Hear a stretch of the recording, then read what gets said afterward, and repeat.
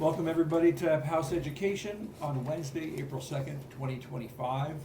This morning, the committee is going to hear sort of practical considerations and thoughts about what it really means to draw district lines, and more importantly, how you then take these new larger school districts and what's involved in dividing them up into voting wards in order to ensure the kind of representation we'd like to see.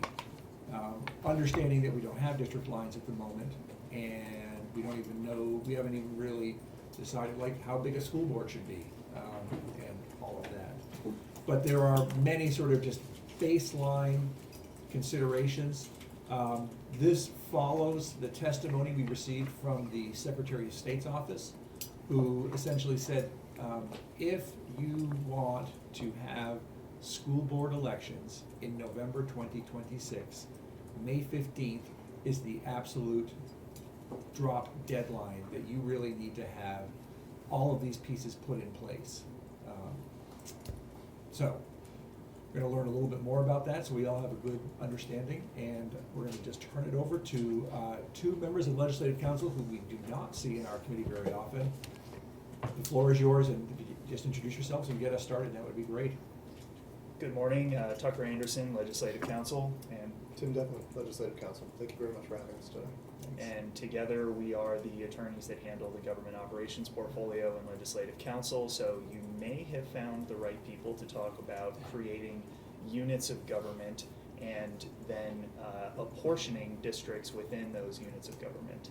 And just to set the table for what we think we are doing this morning, we'll talk first about some of the priorities here with creating the units of government, kind of understanding the workload there, then talking about some of the important components of the initial apportionment of wards within these units of government and some of the practical considerations involved there, and then wrap up by talking about some of the timelines we are familiar with in the context of legislative reapportionment, so that you can understand fully the task ahead of you if truly the drop dead date is May 15th of next year.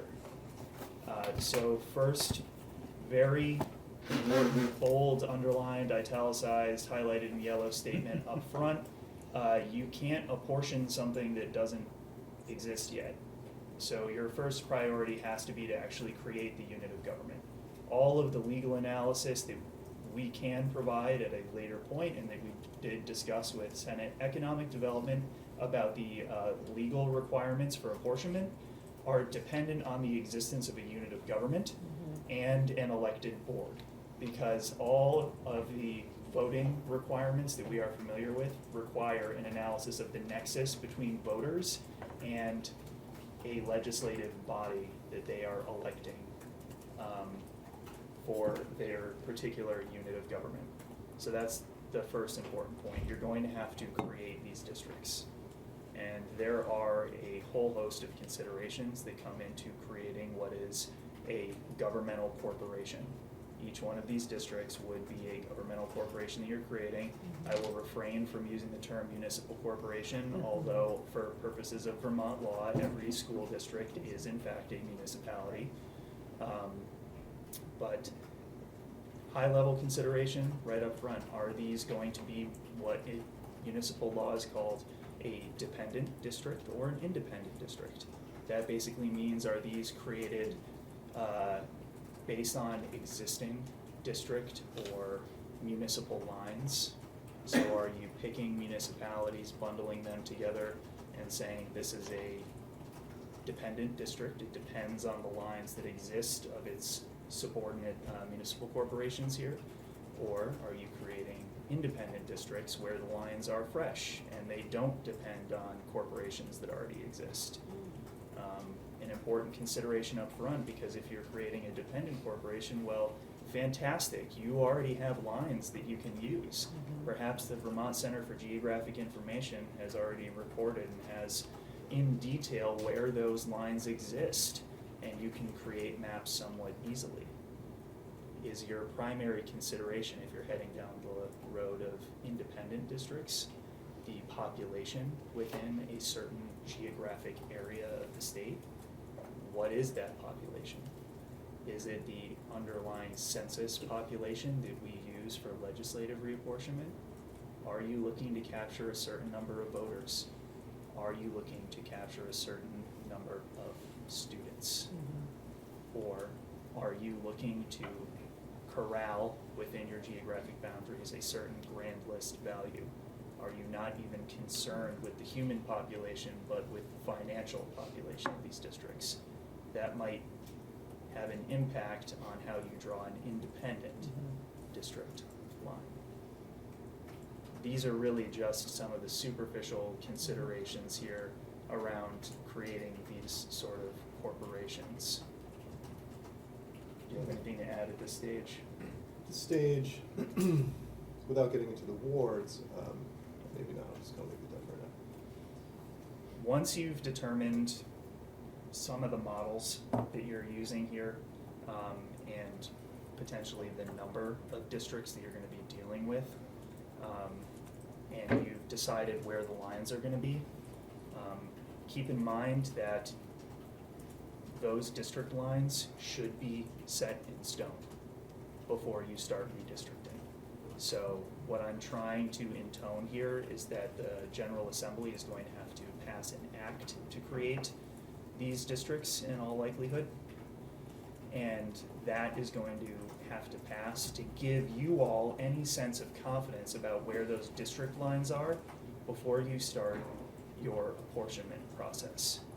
And the reason for that is that if you try to do both at the same time, which is something that you could try to do, and the district lines shift while you are going through the process of trying to equitably apportion voting wards, you're going to have constant downstream impacts every time one of those districts changes in its geographic boundaries, and particularly in its population. So with that, jump into the idea of apportionment and initial ward lines, with the note that what you're aiming for in designing the wards is equitable distribution of population between those geographic areas. Are there questions before we move on to sort of step 2?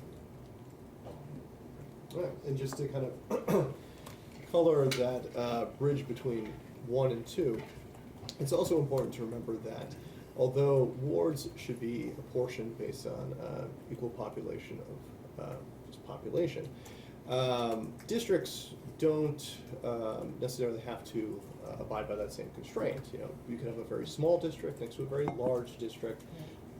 You know, any number of districts you so choose, depending on what criteria you're trying to satisfy. Like Tucker said before, whether that be population, students, grand list, etc. Let's see. Right, would you like me to just go into word portion? Okay, sure. So, right, as my colleague Attorney Anderson said, really the one consideration above all else that will be at play here in creating these wards is to make sure that there is equitable distribution of population between them all. And this comes from the U.S. Constitution, and particularly the 14th Amendment to it, and the Equal Protections Clause, where we get an idea that may sound familiar to you: one person, one vote.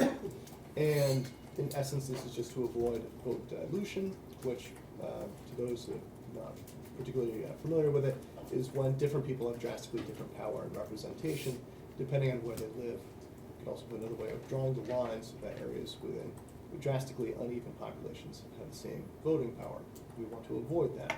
So really, one person, one vote kind of shakes out into a way where Ward A must have relatively similar numbers to Ward B and Ward C, so that they're all able to have essentially equal voting power. Now, just a caveat real quick, maybe to perhaps confuse the issue, but I think it's worth pointing out here, that apportionment, this one person, one vote principle, may not be particularly relevant depending on the voting structure you put in place. For example, at large, if all seats in a district are at large, then apportionment doesn't, or the 1-person, 1 vote is less material. Another exception to this general rule would be decision makers being put into place by appointment, not election. In that case, 1-person, 1 vote, not material. So would you say that again? Sure. If the governing body is appointed Correct. by some entity, Sure, as long as that appointing body is in itself elected representation. So, elected body like the legislature or elected officer, governors, quite common. Could be any really.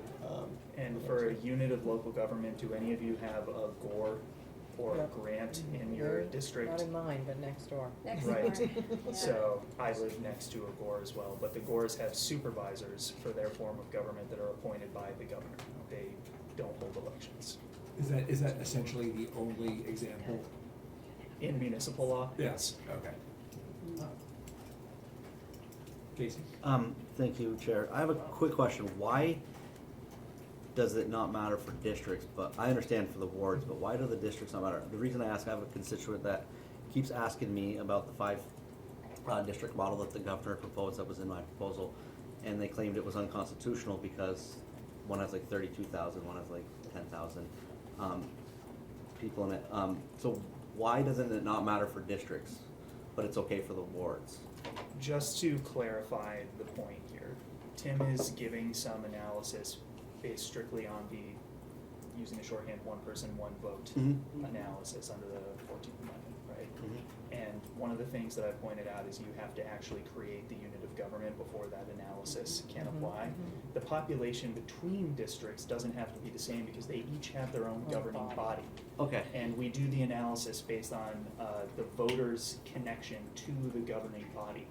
That's where we analyze whether there's vote dilution between the districts that are voting for members of the governing body. Also goes to the point that Tim pointed out, that if you have at-large voting within a district, then you don't even have a basis for comparison populations within the district who are voting for individual members because they are all voting for the entire board together. Yeah, That helps. Thank you. thank you. Okay. Without getting too much into the weeds of the legal principles behind apportionment and reapportionment for wards, we can, or actually, let me pause and just say, would you like us to? But that might sidetrack from the practical. Go ahead, Rob.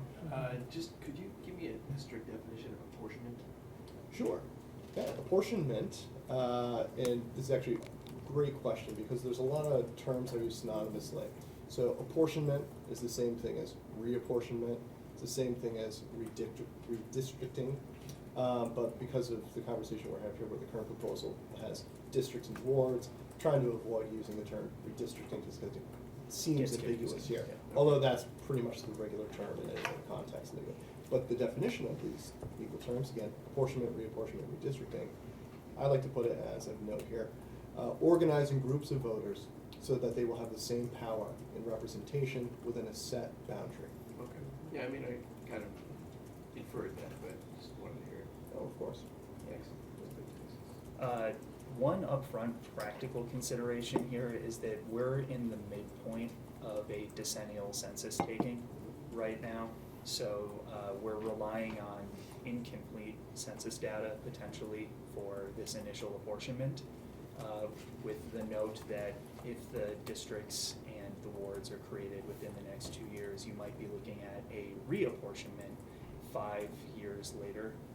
And I'll note up front, because I noted it for Senate Education as well, you'll want to think about when you mandate reapportionment taking place, because it will be, I presume, a process that this branch will be undertaking, and you already have, of course, legislative reapportionment scheduled soon, so you might not want those two to overlap in the same session. Just a note for the future. We'll leave that decision up to the Say- government operations committee. Can you remind me when the legislative reapportionment's up again? Because is it every 10 years? Yeah, so We it'll be did it 2032. 2032. Will be the Okay. session in which the bills are moving, start, and another practical note to jump into here to talk a little bit about the timelines in advance. We don't know what this process will look like, especially if you're attempting to hit the May deadline for next year. But for legislative reapportionment, the General Assembly gets a great deal of assistance from the Legislative Apportionment Board that begins its work immediately after receiving data from the decennial census in July of the reapportionment year. They then undergo a several-month process where they develop initial and final proposals that includes receiving a great deal of input from the boards of civil authority, town clerks, local governments, and they compile all of that information, including feedback on those plans, and then send proposals to the General Assembly in the fall. Typically, it's October. The last time there was a delay in the census data, so it didn't get here until much later. And then the General Assembly typically takes 3 to 4 months to review. The House does the House, the Senate does the Senate. I note that now because that would not be the case for the school districts, right? Because both chambers would have input on the same plan. And you're looking in total at a July to mid to late April timeline for just apportionment. That could certainly be condensed, especially if you're gonna do a lot of the work in-house, but taking into consideration just how much effort and time goes into soliciting, for example, public input on the plans, you're probably looking at a minimum, let's say if you're working every day, 5 to 6 month process. And again, that presumes that district lines are already in place. Right. So, which I now take too. You were talking there sort of, I think, in the context of when we go to reapportion after a census, but I assume that also applies to the original apportionment. Yeah. Let's see, do we want to talk about data analysis? Yeah. Okay. Another practical consideration for apportionment is the intense data analysis that's required to come up with proposed ward boundaries. Not only are you crunching census numbers, you are also looking at a lot of information coming in regarding boundaries and shifting boundaries and Geographic considerations. I mean, this chamber just dealt with the consequence of a line going down the middle of a street, dividing voters on either side of the street, and some of the checklist errors that can come into play there. So not only are you looking at population data, there's also, you know, at least for purposes of legislative reapportionment, you have to look at demographic data as well as part of that process. But you're getting into granular detail when you're drawing the lines about who is living where on either side of the line that you're drawing. And how easy is it gonna be, for example, perhaps based on USPS delivery codes for purposes of mailing ballots, for the Secretary of State's system that they use to deliver the ballots. How difficult is it gonna be to identify where the voters are on either side of the line? right, and that will necessitate the use of special software and costs associated with that, and the onboarding of specialized staff as well. I can easily say that's beyond our capabilities. Tucker and I as legal counsel. I should have gone to school for cartography, but I didn't. So, But I believe, let's see, in the last reapportionment, there was at least one full-time There was, individual yeah, that was one full- dedicated to this. He wasn't here for the entire year, Oh. but yes, he was here for the entire reapportionment process as a dedicated mapping specialist. That person's job every single day was to be working on maps for the committees that were reviewing the proposed districts. I still have the maps, the printed maps in my office if you wanna come take a look at them. Legislative IT also had to acquire licenses for mapping software that could pull census data so that as committee members were tinkering with the lines, you could see what the distribution of voters would be between the potential districts here, wards. And it's easy to imagine why having that individual solely dedicated to that purpose would be so Yeah. important with the just so many iterations of maps coming out. And So that is phenomenal. because each member potentially of a committee, or really of the body itself, could be proposing different ward boundaries. And that's not uncommon for legislative reapportionment, so I assume that especially with, a sensitive issue for a lot of people around their school districts, this could also be an instance where members would be proposing their own individual ward boundaries within a given school district. And all of those requests went to that one person for legislative reapportionment, so that each member could bring a copy of their proposed map. And This is actually not the first step, isn't the first step with an independent reapportionment board? And is that dedicated staff person also dedicated to them? That's a whole other. That's a different thing, yeah.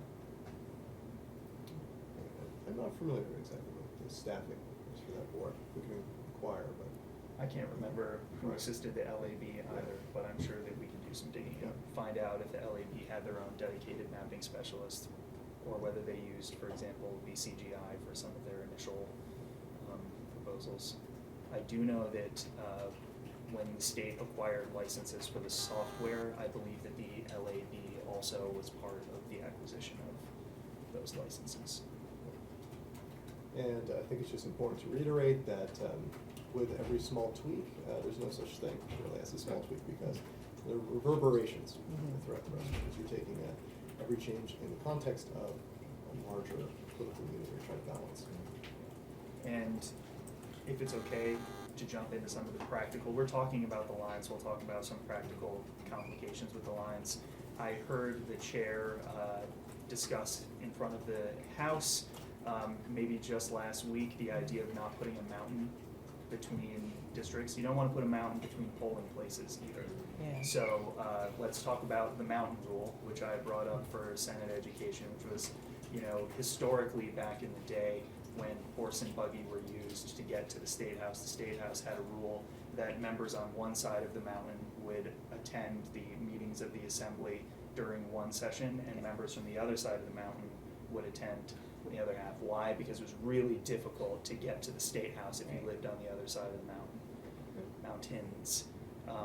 During the Bennington 1 discussion, or the review by House Government Operations, one of the parties talked about how difficult it was for him to get to the town hall to review the checklist because it was snowing, and he didn't want to have to go the long way around the mountain to get to town hall to check in with the clerk, so he took his snowmobile over the mountain to get to the clerk's office.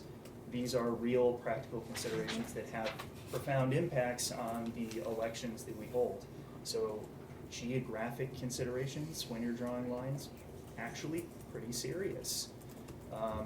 Similarly, something that has to be considered is communities of interest. It is one of the criteria that is evaluated legally when you're creating these wards. Are you maintaining communities of interest? And are these wards, these communities, contiguous? If they're non-contiguous, you are definitely raising the eyebrows of some attorneys about whether you are maintaining, at minimum, communities of interest. And while we're talking about kind of additional factors, there also is the idea of compactness too. So not only does it have to be all connected, but it actually can't or shouldn't be really a string-like line that just goes on and on. If we're talking wards again, it actually should be compact, and hopefully that would reflect communities of common interest as well. And if you're looking for examples of that, communities of common interest could have shared history, shared economy, at a granular level, shared community buildings. School, house could be an example of one. Town hall, because that's your polling place. Yeah, exactly. And what are the election implications if you decide to draw a ward boundary through the middle of a town and you separate in that community the polling place from another ward? If they're gonna continue to use that same polling place, now there's a burden on the officers that oversee that election to make sure that they're giving the right ballots to the right voters. And one thing we see all the time, in addition to is something that's implied in these checklist areas that we saw in vending machine one, or the location of polling places. It's just the generalized idea of voter confusion and how to mitigate and reduce that.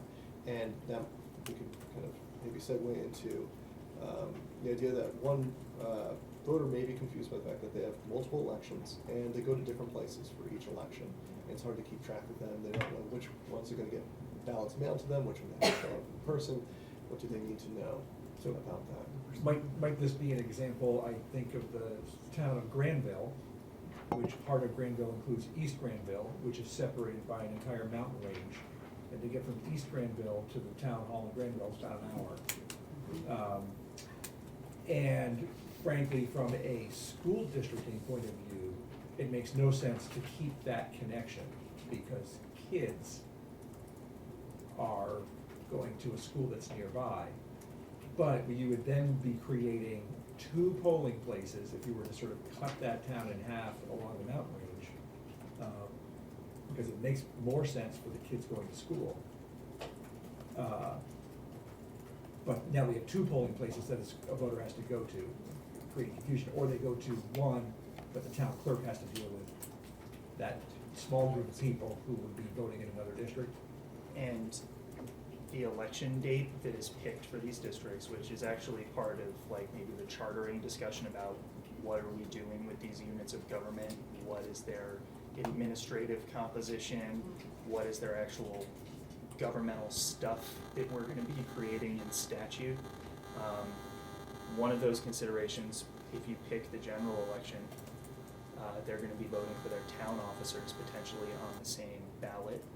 And if, I think I described it as the year of the parade of horribles, where maybe you have 3 different federal elections you're voting for on a ballot. You have all of your state officers that you're voting for, your municipal officers, and your school district officers here, along with any public questions that may have come up.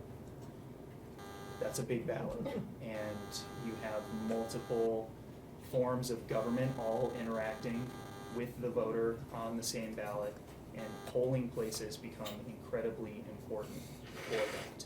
Because if you're talking about East Granville and the consideration for the purpose of the school district is to have district locations in a neighboring town, then yes, you suddenly have a different ballot that is going to have to be filled out by the voter.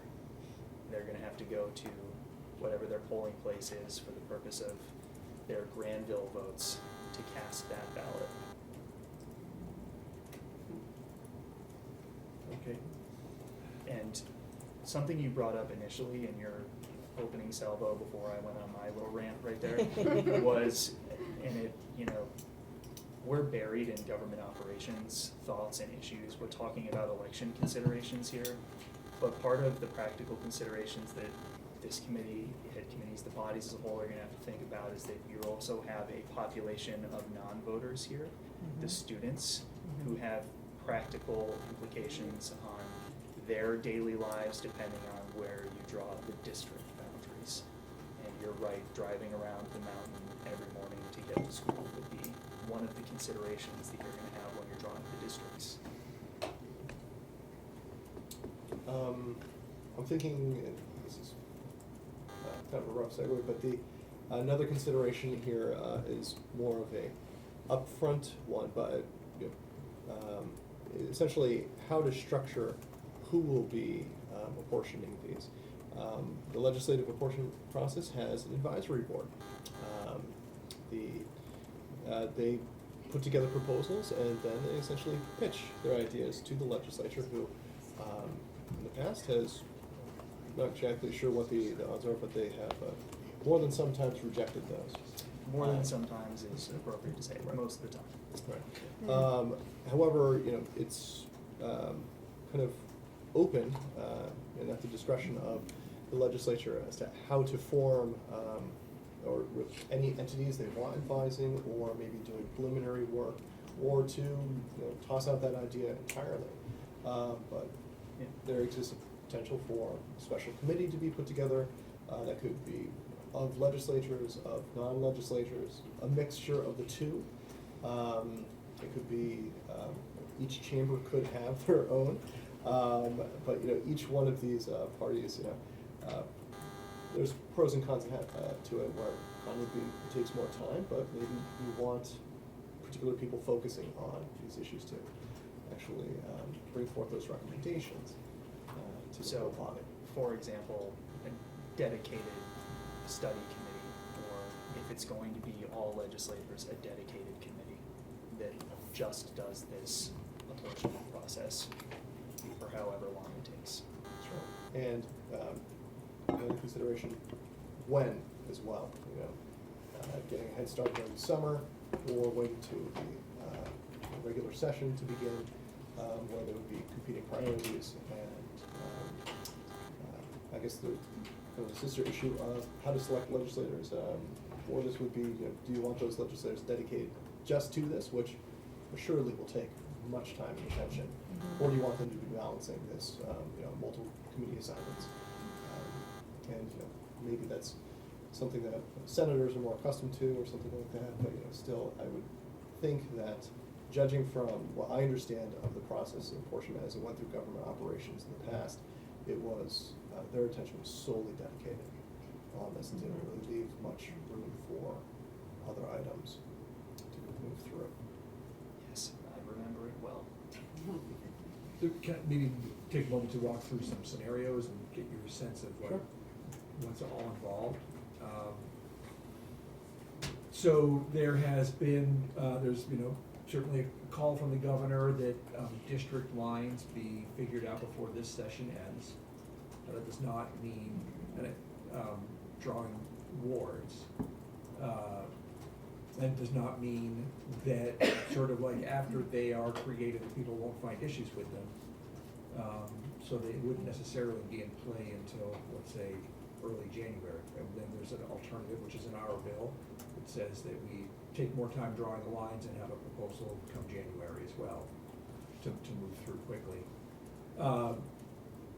But it's the apportionment of the wards, and those of you who sponsored 454 in its original form, correct me if I'm wrong, I think it was silent on this issue.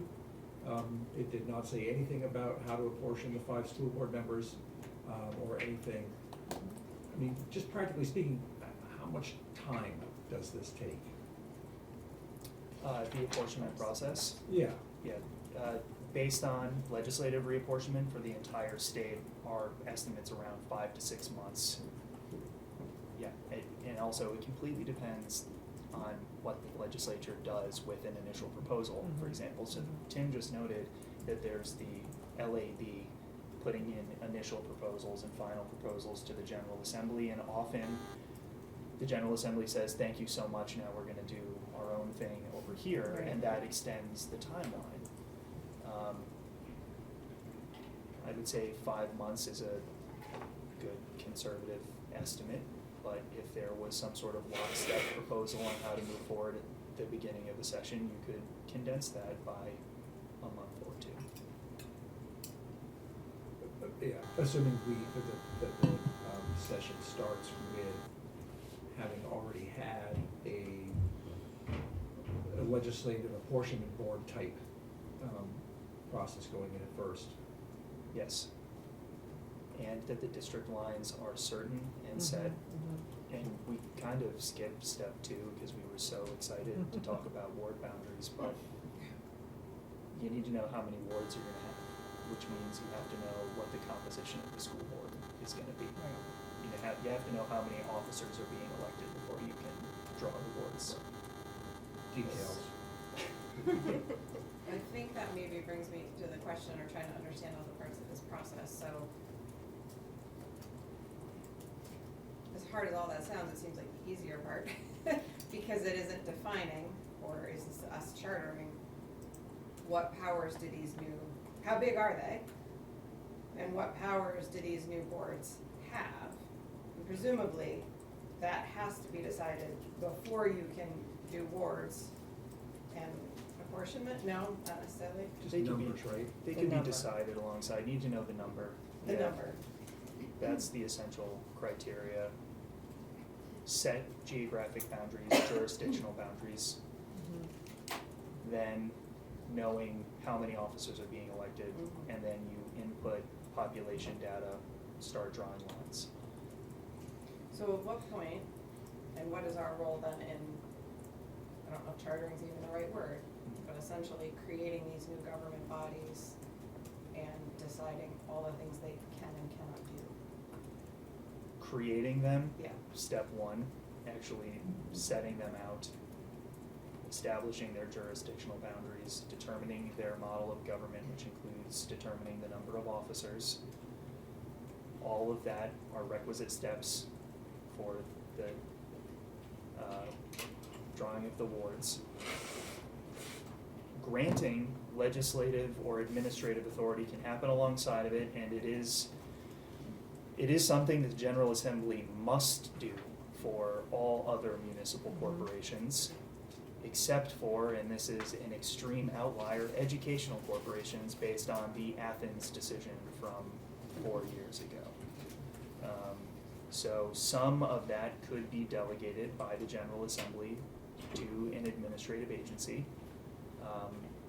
That, of course, just like any other delegation of legislative authority, is the General Assembly giving away some of its control over this. You're defining the contours of how that authority is exercised, but you're not making discrete decisions. You could do what you do with all other municipal corporations in the state, which is delegate directly to the corporation in an act, and if it's special for that one corporation, that is when you would call it a charter. And to kind of piggyback off of what Tucker's saying here, one of the fundamental decisions that the legislature will have to make initially is whether these districts should be treated uniformly or have some distinctions between them. And that we'll get to exactly whether we, Yeah. you know, how we kind of craft the enabling legislation here. You know, whether it be just generalized in a title somewhere, or if it be actually writing specific statutes for each one of these districts, aka a charter for each one. Yes, for the district of Tuckertown, we have Title 16 Appendix, Section 1, and we give Tuckertown the following powers with respect to that district. Which would only be necessary if it differs from Timtown. Correct.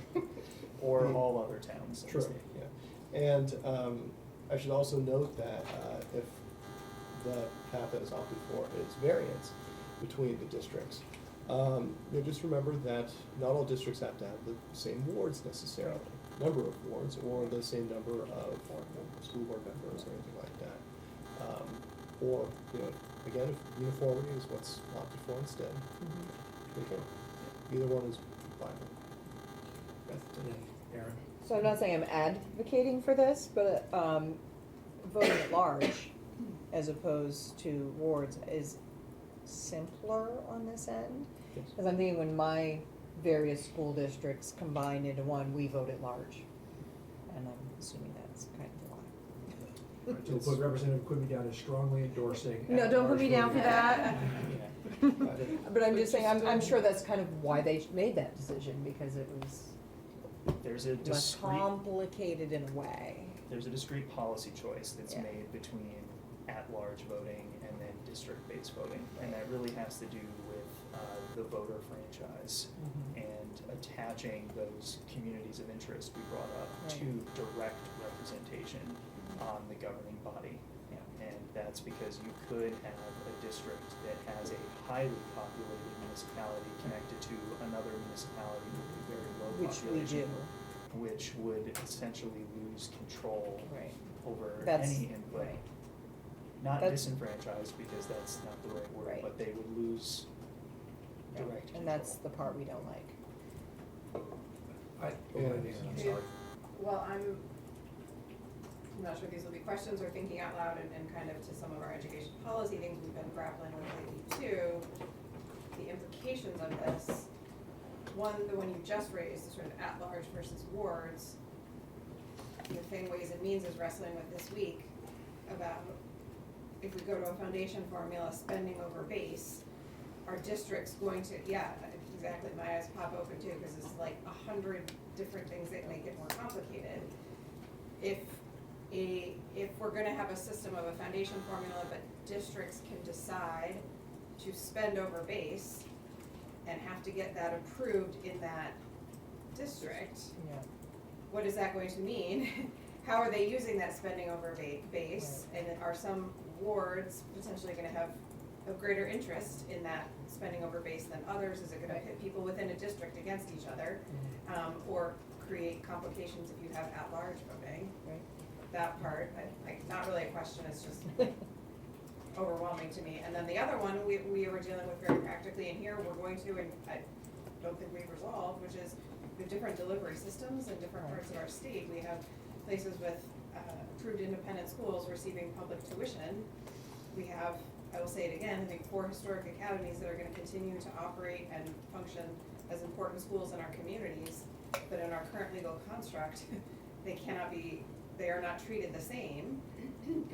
And so it might require different charters in those districts to allow that, I don't know, I'm thinking out loud and I'm clearly not a lawyer, I'm just like, I'm throwing spaghetti at the wall of all the things we would have to figure out, and then I'm trying to figure out, do those have to happen before you start apportionment? But these seem like pretty big things we have to But I would, figure out. I would take it down to a super granular level, and I'm sorry that I keep obsessing on Granville. But if there are kids in East Granville, they aren't gonna go to the same school as the kids in Granville. So you would actually have to, if you're keeping that town line the same, you have to have some sort of thing in the charter that says that these kids could go to a different district school, because it would be practically impossible for them to go to the same school as the kids who live in Granville, because there's this giant mountain. Which makes me think we could be heading down the road of a lot of very customized charters for districts with customized I would add to that, issues. clearly Canaan, way up in the northeast corner of Vermont, which has a K-12 system with a CTE, and then it is surrounded by a vast area where there are no schools. And that clearly, uniform probably won't work there. I will say, to the possibility of having a lot of different discretely chartered Yeah. districts with different powers, one of the advantages of being a strict, pure Dillon's rule state where the General Assembly is actually allowed constitutionally to grant specific powers to these districts is that if other districts desire the same authority, they can ask the General Assembly Change it. and say, we want the same ability, grant it to us, and you can give them a charter or amend their charter and grant that special power to that other district as well.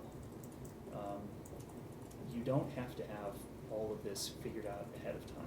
This is a little bit like swinging a baseball bat, and it's great to know where your follow-through is gonna be, but you have to start with a little bit of the wind-up here.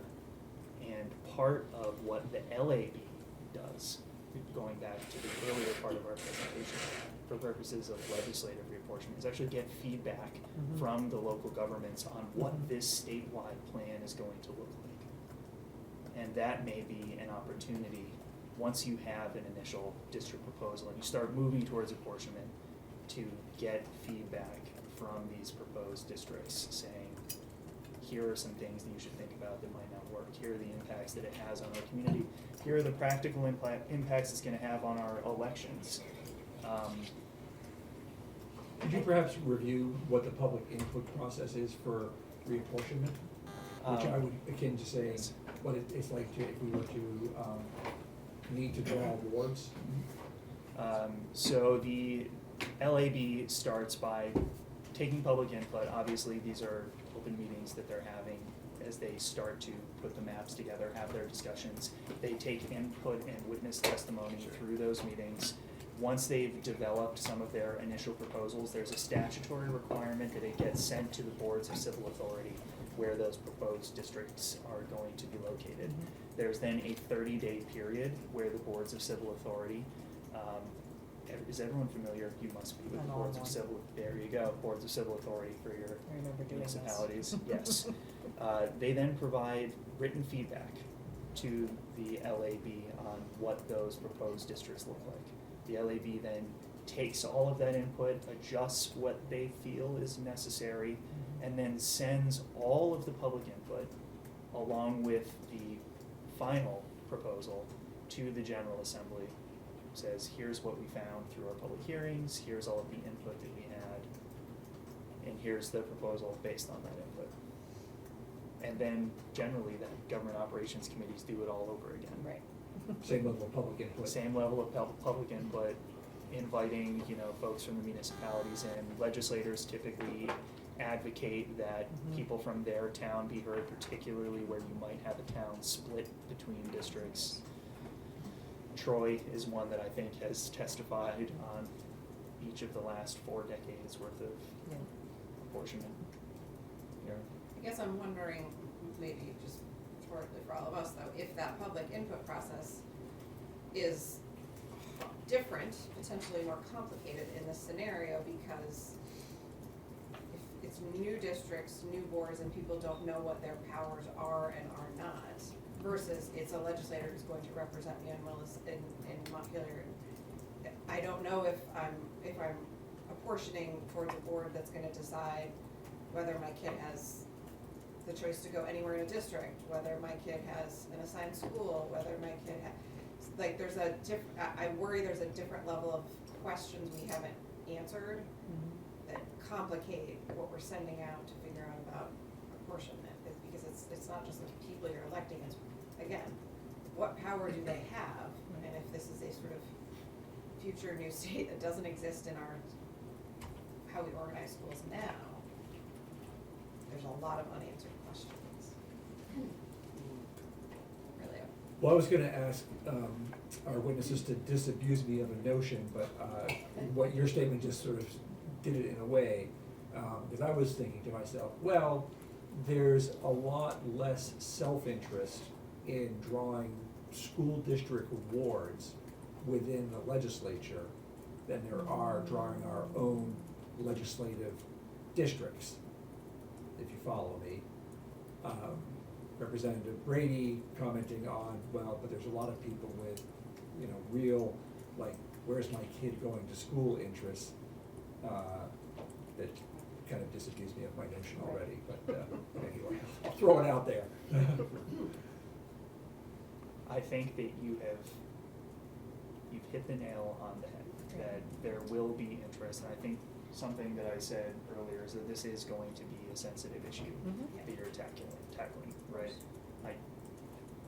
I live 10 minutes from the most attended, the highest population school system in the state, and then 10 minutes from an elementary school that is one of the lowest populated in the state, right? So if those are within the same district, you're gonna have people wondering about which of those systems their child is going to get sent to.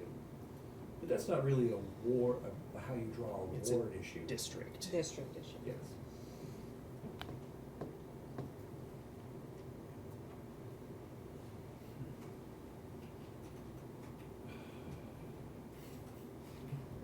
What are we doing this about?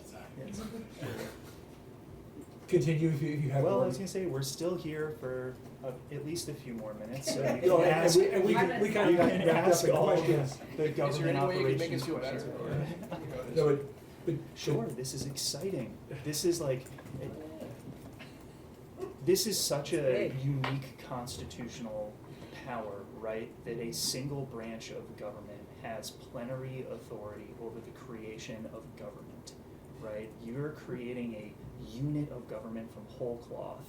Like, this is almost hand of God stuff that you're doing here. It's intoxicating, it's interesting, right? And even if it's gonna be a difficult process, it's gonna require a lot of time, it should be an exciting process. I feel like It's- Thomas Jefferson you and get Ben to- Franklin yeah. and John Hancock. You get to tackle an extraordinary challenge that should be exciting no matter who you are. Good spin. Josh. I just want to say, every time I hear you share perspective, I enjoy it thoroughly. Yes. So thank you. But although you did use the word, I mean, one of the issues I think that the legislature as a whole, House, Senate, all of us together, and the governor, is like, how much time does this really take? And, I think of the very strong, sort of feelings of the administration that school board elections need to take place November 2026. And given, drawing districts, which is complicated in and of itself, but the process that you just sort of laid out there for apportionment, and I would just point out that in the governor's proposal, there is zero language on all of this stuff, other than boards of 5 people. So it all sort of needs to be worked out, and all needs to be done in a thoughtful, careful way. It just sort of has me thinking that November 26th for school board elections, thoughtful, careful way with all of the sort of public input that goes into just legislative apportionment, which we've been doing for 200 years. Those two may be in conflict. Emily? So, with power comes great responsibility, and so that's all I think about when you talk about hand of God stuff, because that's just scary. And I think I need to understand more, and I will at some point along the line, about districts and then wards within and power within them. Representative Brady mentioned about the foundation formula and being able to vote beyond, for an additional amount. How does bond, construction bond, fit into that scenario? Because, I live very rurally, and,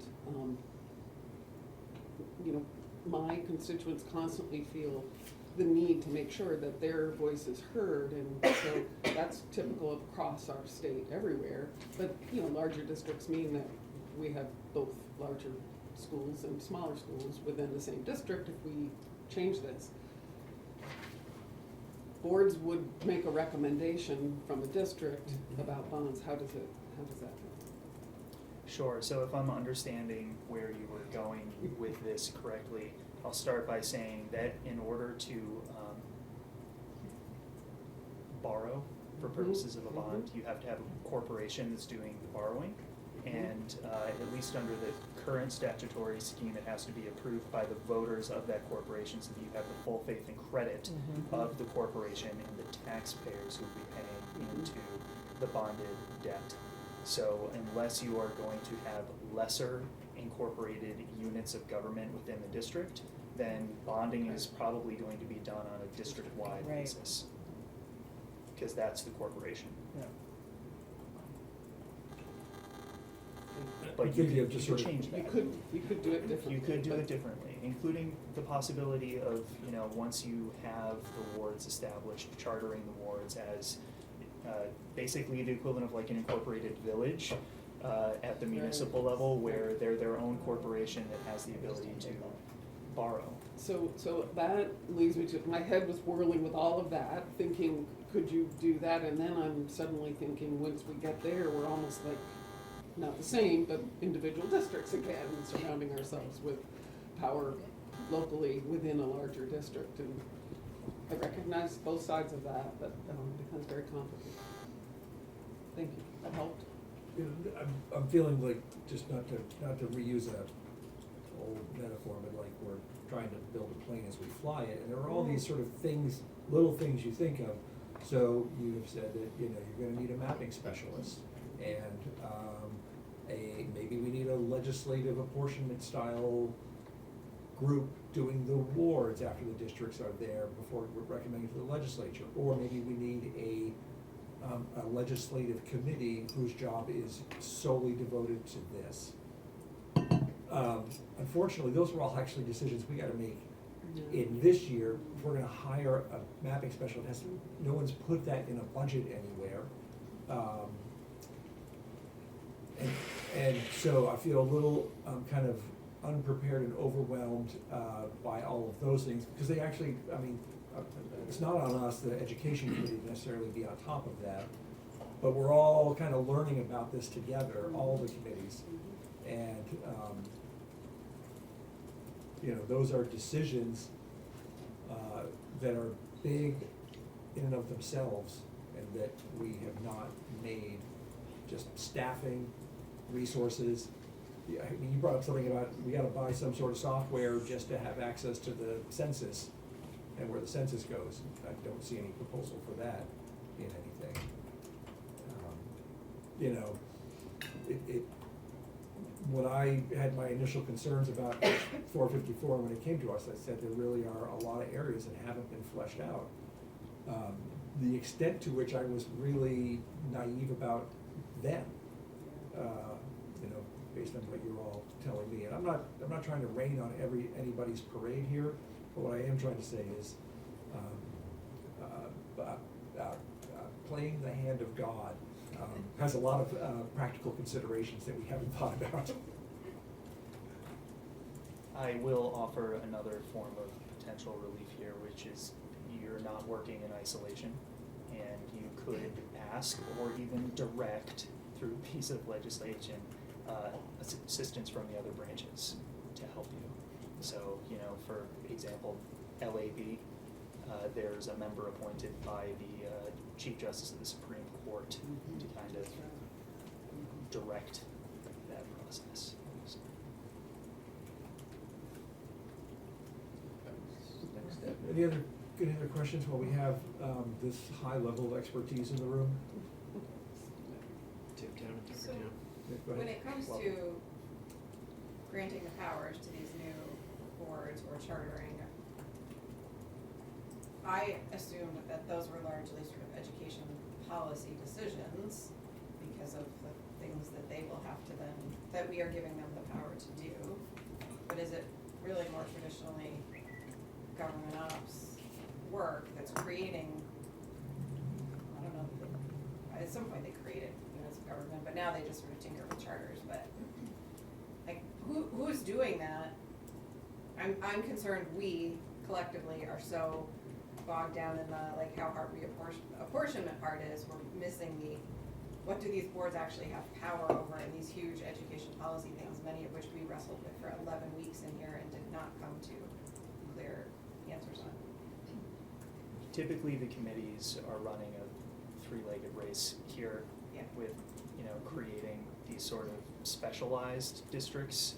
So, you know, setting aside your expertise, if we were dealing, for example, with water and sewer districts at the local level or solid waste management districts, you would have government operations committee, you know, looking at all of the governmental aspects of whatever that district is, and wherever there's specialized knowledge or consideration, then another committee, natural resources committee, would take a look at those issues. Same for CUDs. You might have HEDI taking a look at the actual telecommunications parts of that, but for purposes of understanding the governmental structure of a communications union district, government operations would take a look at that. So, in it together.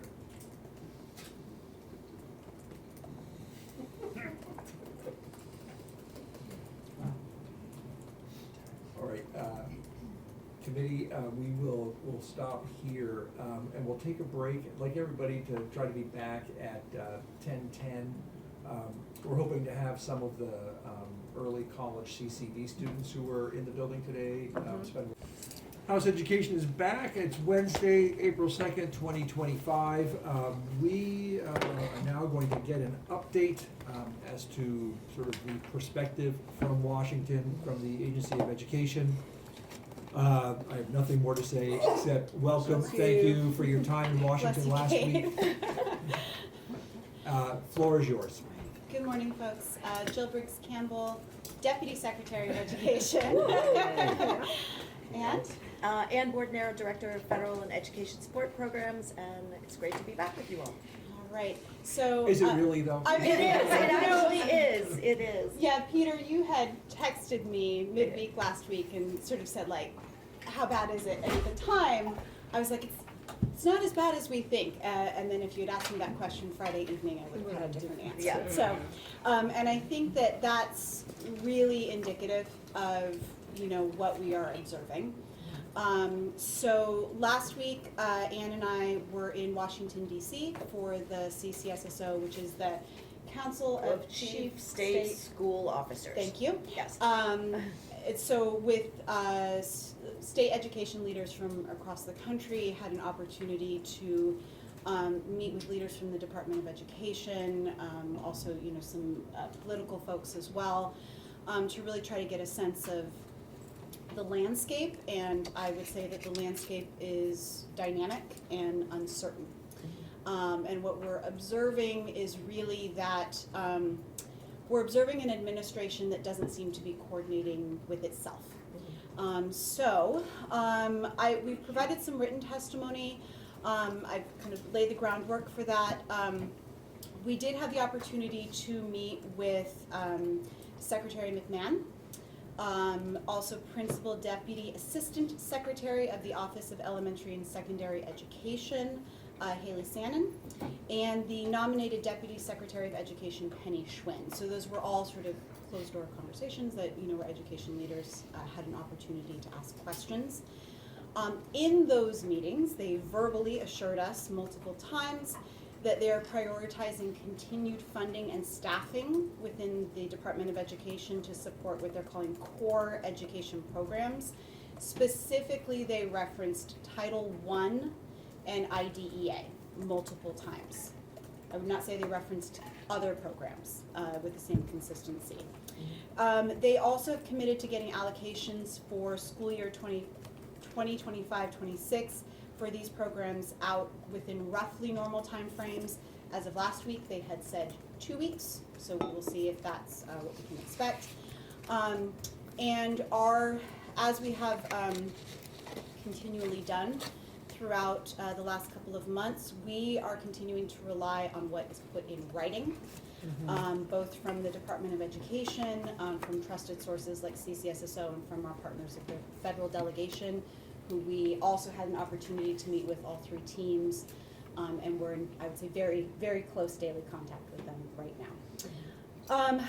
As a state, however, we are preparing for potential fiscal and programmatic impacts. We are carefully taking a look at all of the sort of state level priorities and also LEA needs. And I think that this last week, as previous weeks, but this one really highlighted, this is the first time we felt a direct financial impact.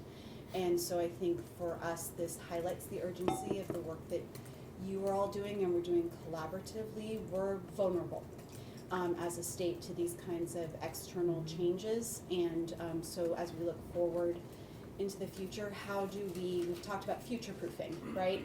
And not just for changes in federal administration, but global pandemics, right? How do we actually create an education system that is resilient to these kinds of impacts? And right now we are signaling that we are not. We have some more vulnerabilities here. Kind of just run a show here. I'll briefly talk about the change to liquidation extension and COVID era funds, which was sort of the big whammy that hit us Friday evening. And then Ann can provide some detailed updates about what we understand about kind of the budgeting process and some of its complexities and some other trends that we're seeing.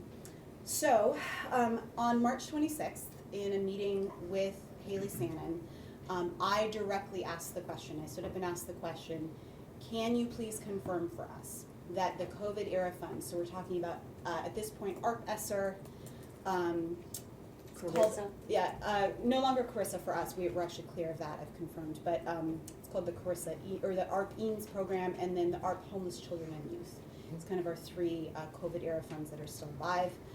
Can you please confirm for us that we will continue to have access for these funds for approved liquidation extension and we will be reimbursed? And she said unequivocally, yes, I can confirm that.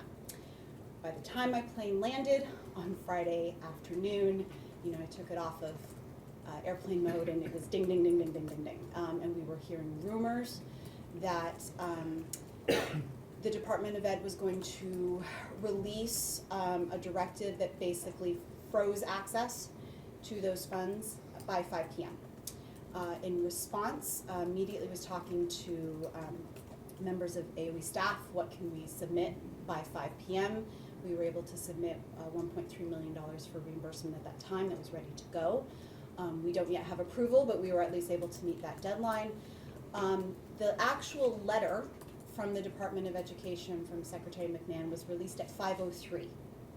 So the cutoff was 5 p.m. and the letter was released at 5:03. So that gives you a sense of where we're at. Yeah. So we immediately communicated this information to the field with a recommendation that they reach out to any. At this point, just sort of lay of the land where we're at is the liquidation extension has allowed for the extension of services beyond the normal period of performance and liquidation period, which is 120 days after that September 30th, 2024 deadline we talked about so much. Our districts and the agency have used that flexibility to maximize federal dollars. And it has to be done through contracted services, that's a requirement. A lot of which is, professional development, direct supports for student mental health, the completion of construction projects that because of workforce and supply chain constraints were not able to be finished. So these are, direct ongoing supports that are being provided. So our recommendation at that time, Friday at 6 p.m., was to reach out to your vendors and pause grant-funded activities. We took steps to do that on Monday. We've been in touch with all of our state-level vendors, and I'll talk about some of the implications of that for work that is ongoing.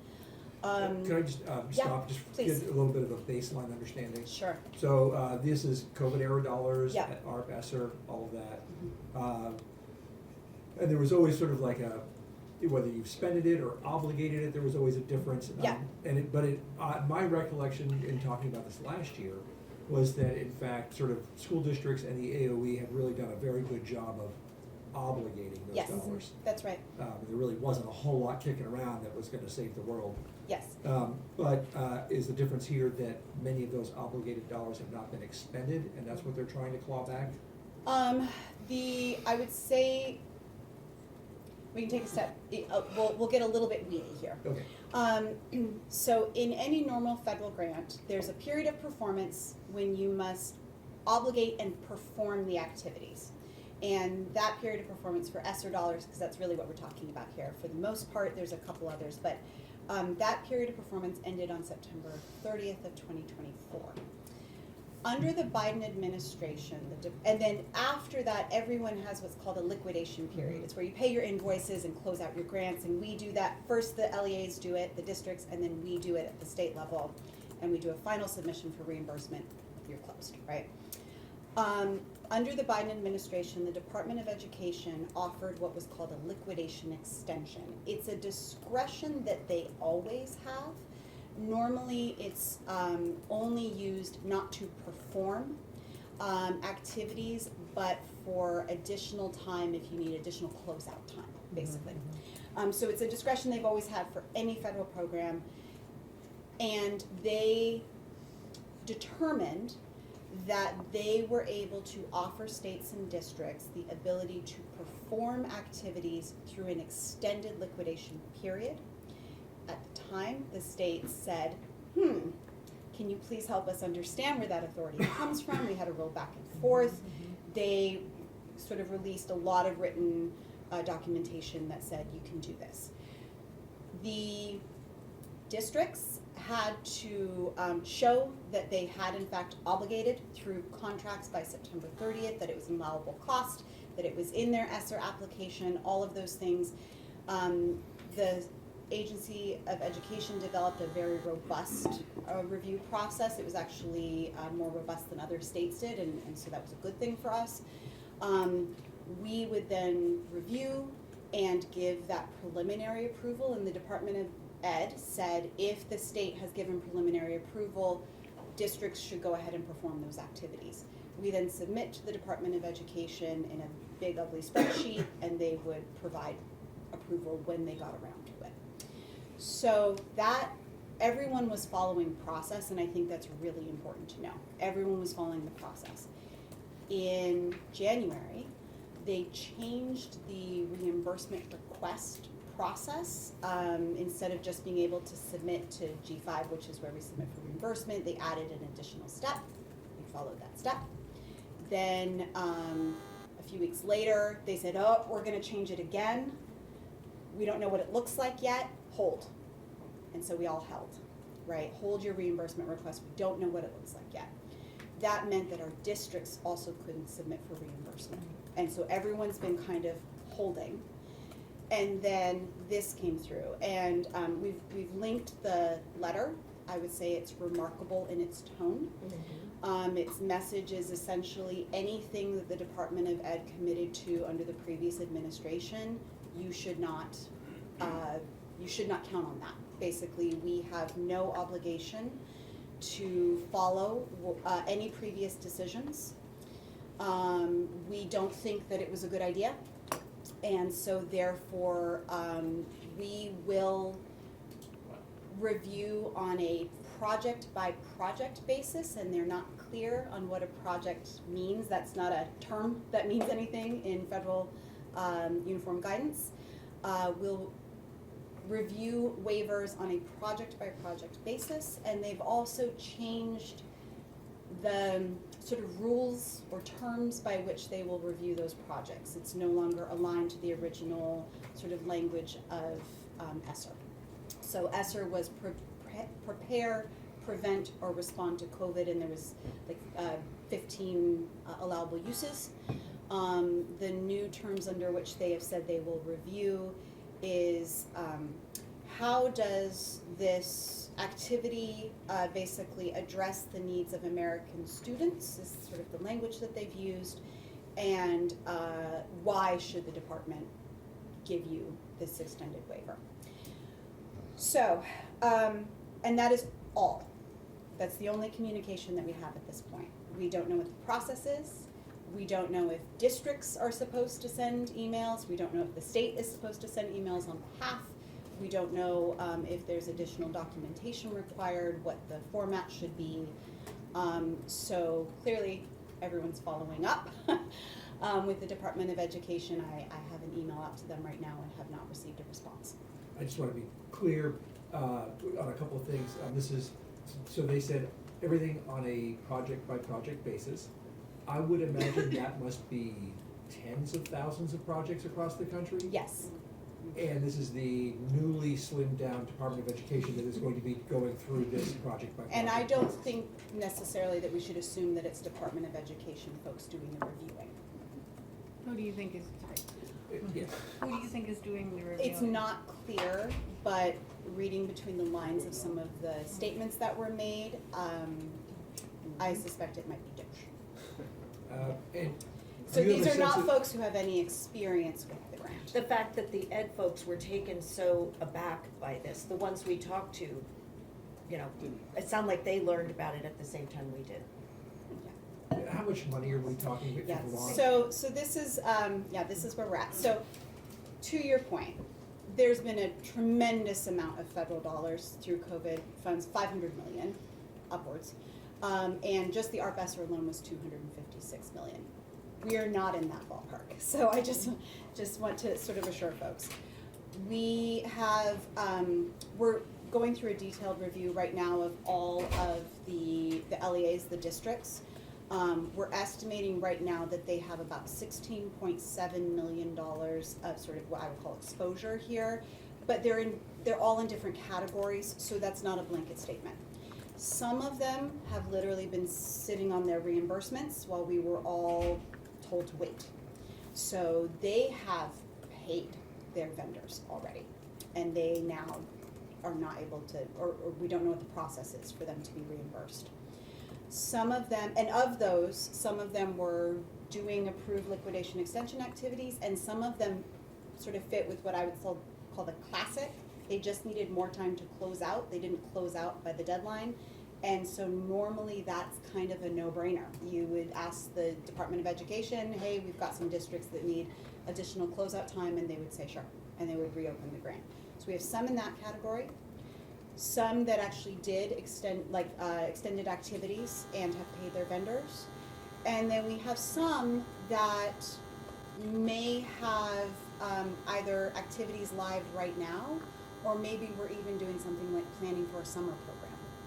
So they might be, partially spent the funds and paid vendors, so we've got a whole variety. We're in direct contact with districts right now. We're doing one-on-one meetings, we're doing office hours, we're sharing everything that we know. Could I ask, like, what's the highest exposure a district has on an individual basis?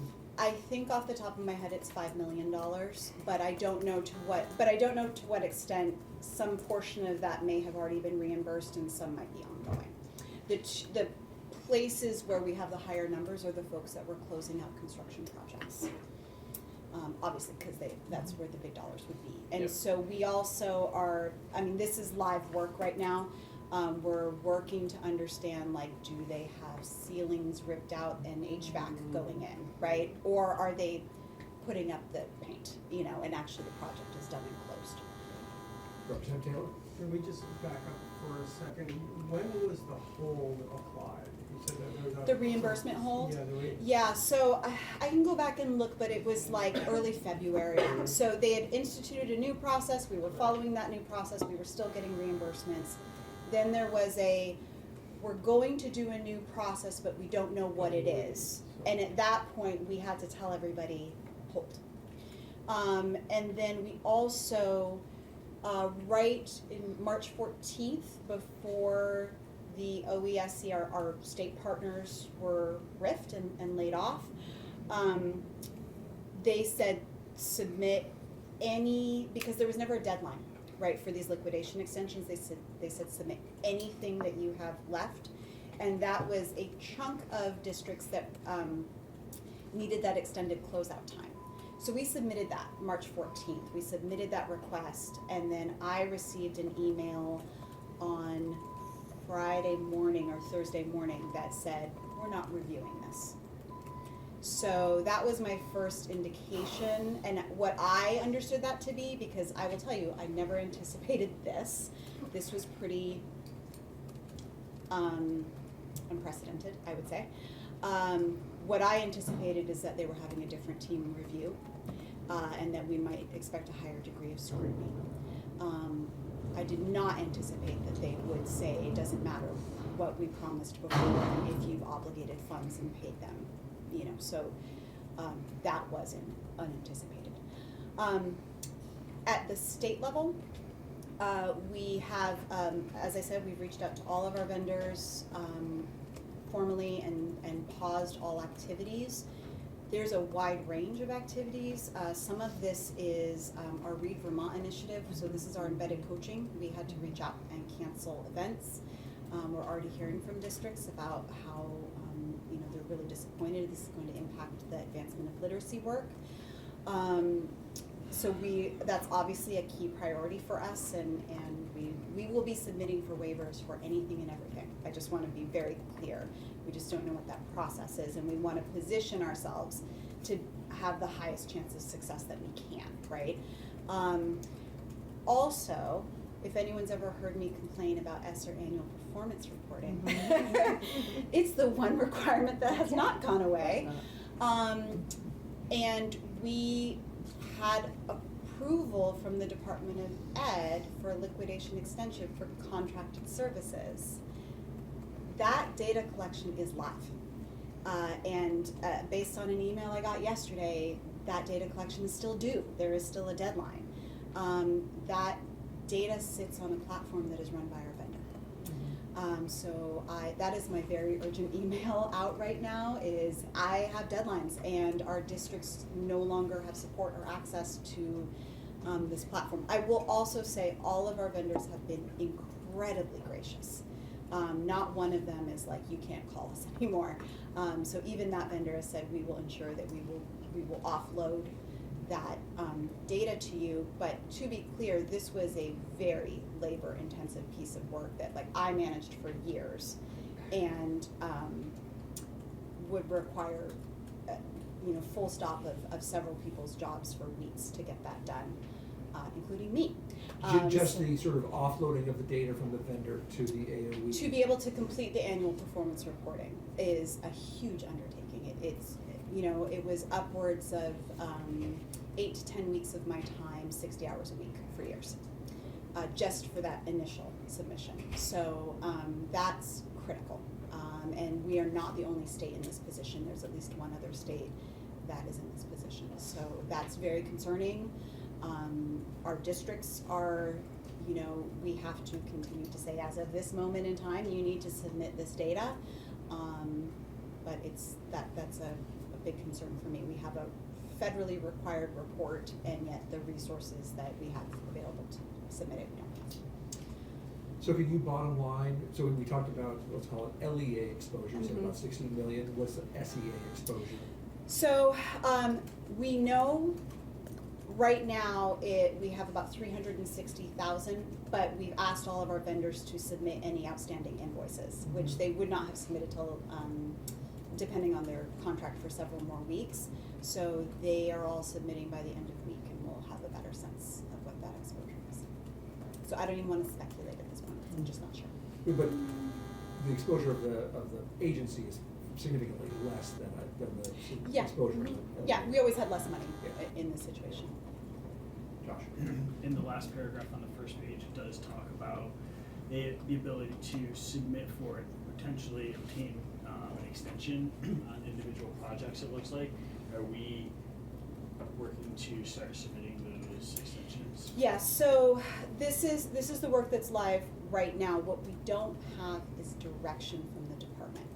So what we have in that last paragraph is like submit by project. Project isn't a thing. That's not a term that has meaning. So we need to understand what a project is. So for example, we might have a district that has multiple projects, all of which might fit different categories, extended closeout or live, you know, services they're providing or future services they were planning. Is that what they need? Do they want 10,000 emails, you know, being submitted?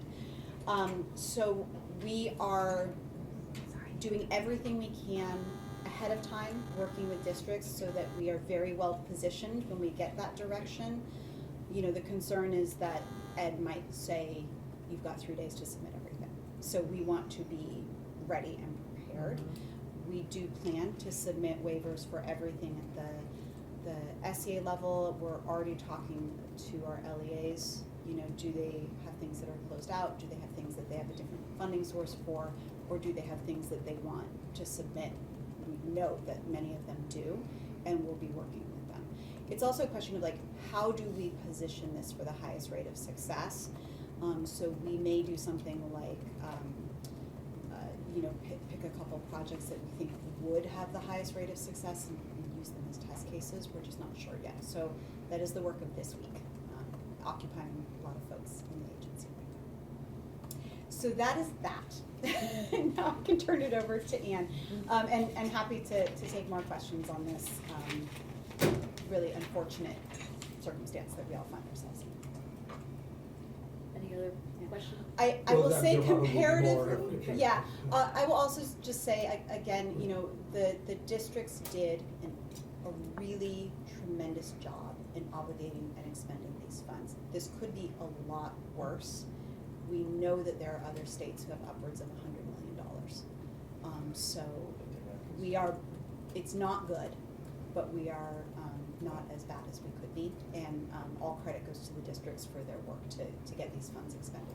Yeah. The challenge is, of course, that a $16 million hit to the ed fund is a $16 million. It is, yep, that is absolutely what we're keeping in mind. Yeah, absolutely. So speaking of funding, we got some more clarity. Beans with fun, right? Fun, right? Having fun. Having fun here, yes.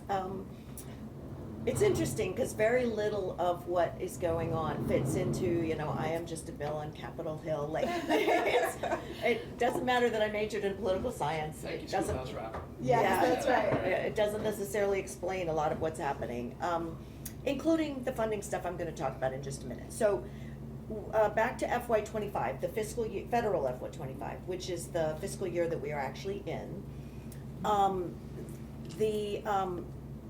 The Congress actually funds the federal government in two big budget categories: discretionary and mandatory, and there's actually a third, which is Social Security and Medicare, but that's got its own process.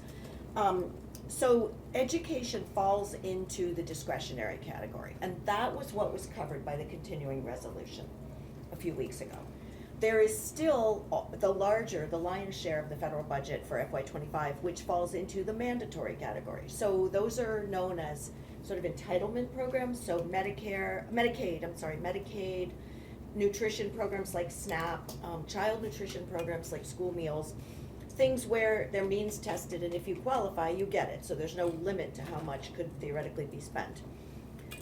We still believe that the education programs, which were passed in the continuing resolution and are forward funded, are secure through 25-26. So nothing has changed there, nothing that we're aware of, nothing in writing. However, at this point, until we see the actual allocations, which Jill mentioned we're hoping will come next week, we're going to be holding our breath. The other thing is that they did talk about IDEA and Title I. We have read that all of the programs were funded at FY24 levels. That would mean Title II, Title III, Title IV, all of the others. But again, until we see the actual allocations, we're not going to feel entirely relaxed. And those are the grants that we're holding that normally would be going, Yes. the applications would normally be going live. Yes. Yeah. Yes. So we're all holding. We're all holding, and we have work to do once we do get those allocations. There's a lot of transformation of doing state set-asides and hold harmless and different things before we can load them. So there's usually a 3 to 4 week at the fastest turnaround between what we get from the federal government and what we actually can load into the application, so that school districts can begin to apply for their consolidated program, title program funds for the new school year. One thing with the continuing resolution is it doesn't provide the line item kind of detail that a normal appropriation process does, which is why the Democrats in the House unanimously opposed it. So we haven't seen line items, for example, for within IDEA, things like the Personnel Development Grant, or within ESEA, McKinney-Vento, the Homeless Grant Program. So again, we've been told, and sort of national information is that everybody got FY24 funding, but as I said, until we actually see the numbers and the line items in the allocations that we get, we won't be entirely comfortable. Is it a safe statement to say that FY24 money is less than FY25 money? Does FY24 money mean a cut in what we generally receive in that combined title allocation? No, so yes and no. So anytime you have the same funding as you had the previous year, it's essentially a cut. Because unless you had negative growth, as long as you have inflation, it's essentially a cut. Last year, we had slightly higher amounts for certain programs than we did in FY23. So FY24 was slightly higher than FY23 in certain grant programs. It was still probably a cut because inflation was running pretty high when they voted on that, so it was probably less of an increase than the actual rate of inflation. But we considered it a win, given what we were looking at last year in terms of substantial cuts being proposed by the House Republicans at that point in time. Zeroing out Title II, for example. We were happy to get FY23 funding and FY24 for Title II. So if we get FY24 funds as we intend, and we know what those are, and if we get the same amounts, which is what we're being told by different organizations, we will consider that a win, even though actually its actual spending power is slightly less, again, because of inflation. But within the major categories, there are all these smaller pieces, neglected and delinquent and migrant and homeless, McKinney-Vento, and so it may be that the funding is there, but it's just not specified, which means states could move it around, or it might be that it's actually specified, or it may not be there. We'll see. So Congress, however, still has to pass appropriations for the mandatory programs, which comprise, as I said, the lion's share of the budget.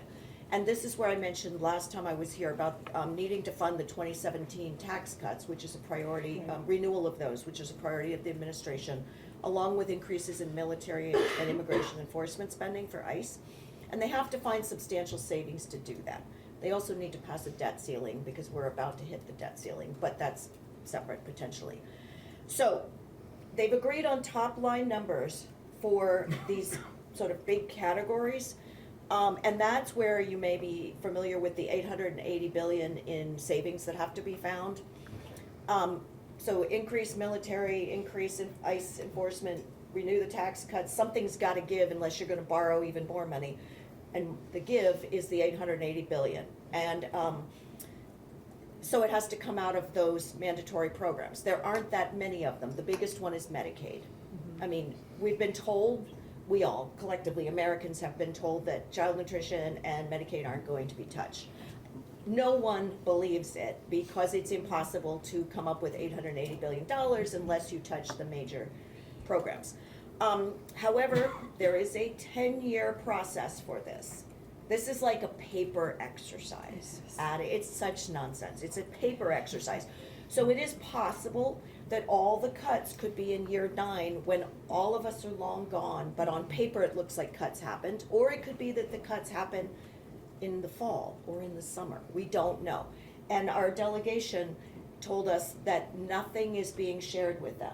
This is a reconciliation process. It does not depend on a single Democratic vote. It can go through with simple majorities in both houses, and they haven't seen anything yet. Nothing has been broken down that they've seen beyond the top line numbers.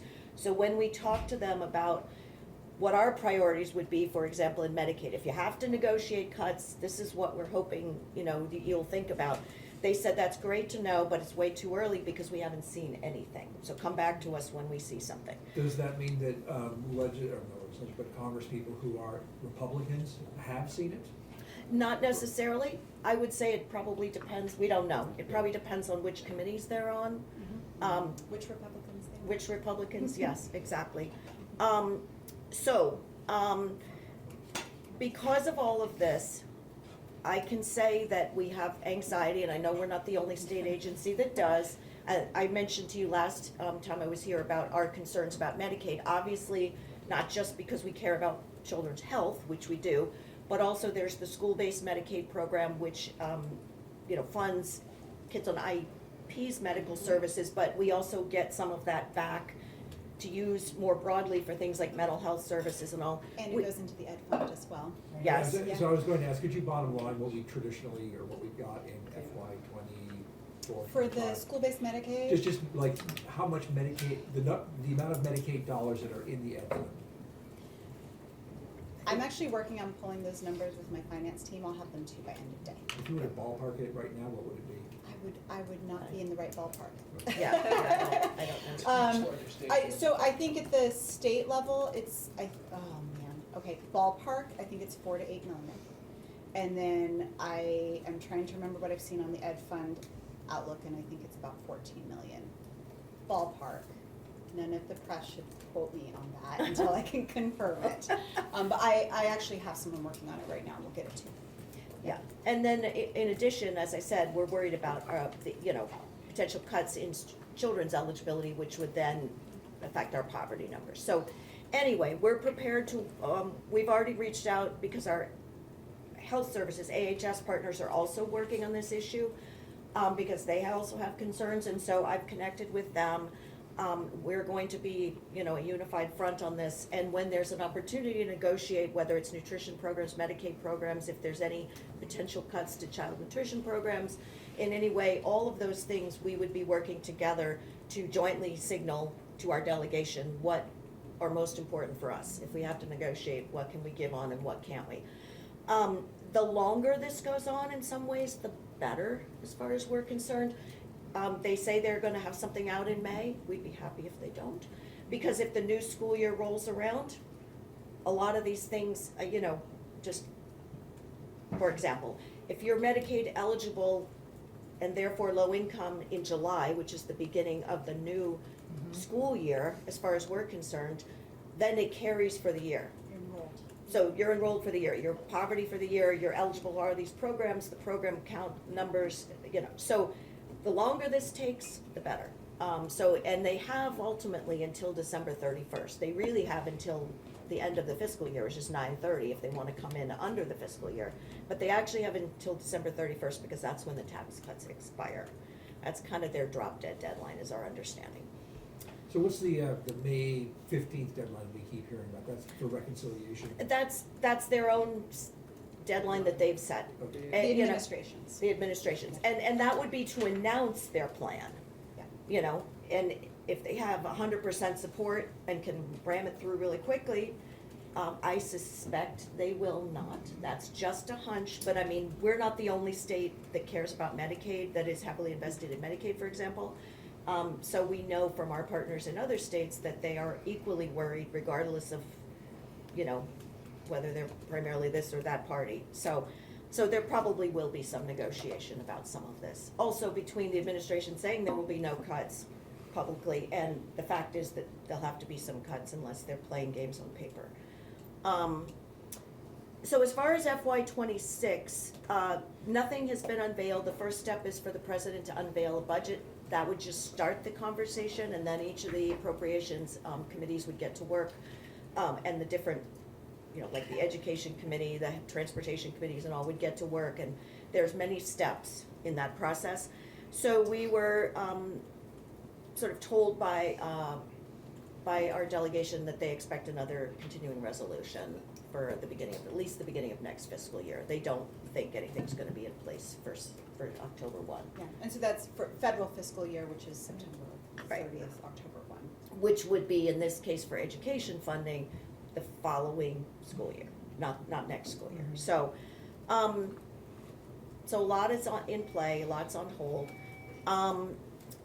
A couple of things we also heard that are more positive.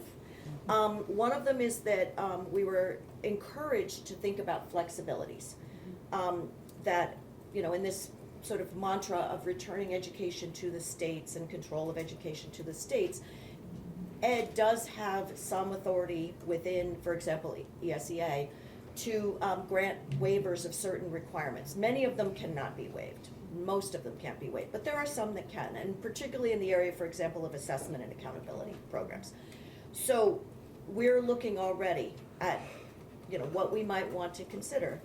For example, in assessment, if we find that the current restrictions or the current language is too constricting and we might want to, you know, do something slightly different, what would that look like?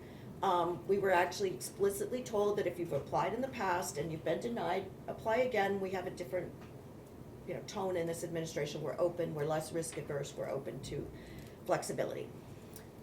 We also, it's not such a big deal for Vermont because we actually have applied for a number of years now for what's called EdFlex authority, and we have it. So we're actually delegated to give some of the waivers that otherwise districts would have to apply directly to Ed to get.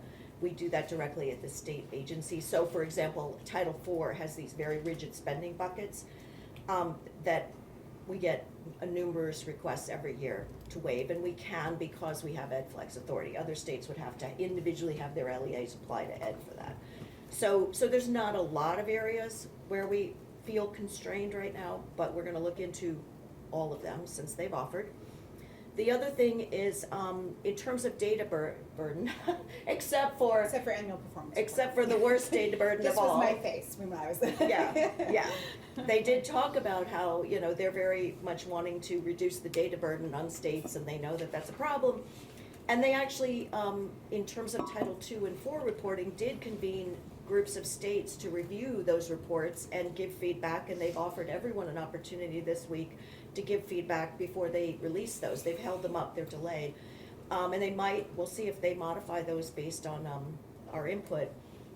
The previous administration gave opportunities for input and then didn't particularly follow them, like with Stronger Connections grant. So it'll be interesting to see if they do take up some state input as far as what's actually useful and what would be more useful. And can I note something? There was also, in the sort of meeting with Secretary McMahon, there were other state chiefs who were sort of signaling to her that some of the very early decisions before she was confirmed to end contracts have a real impact on federal data quality.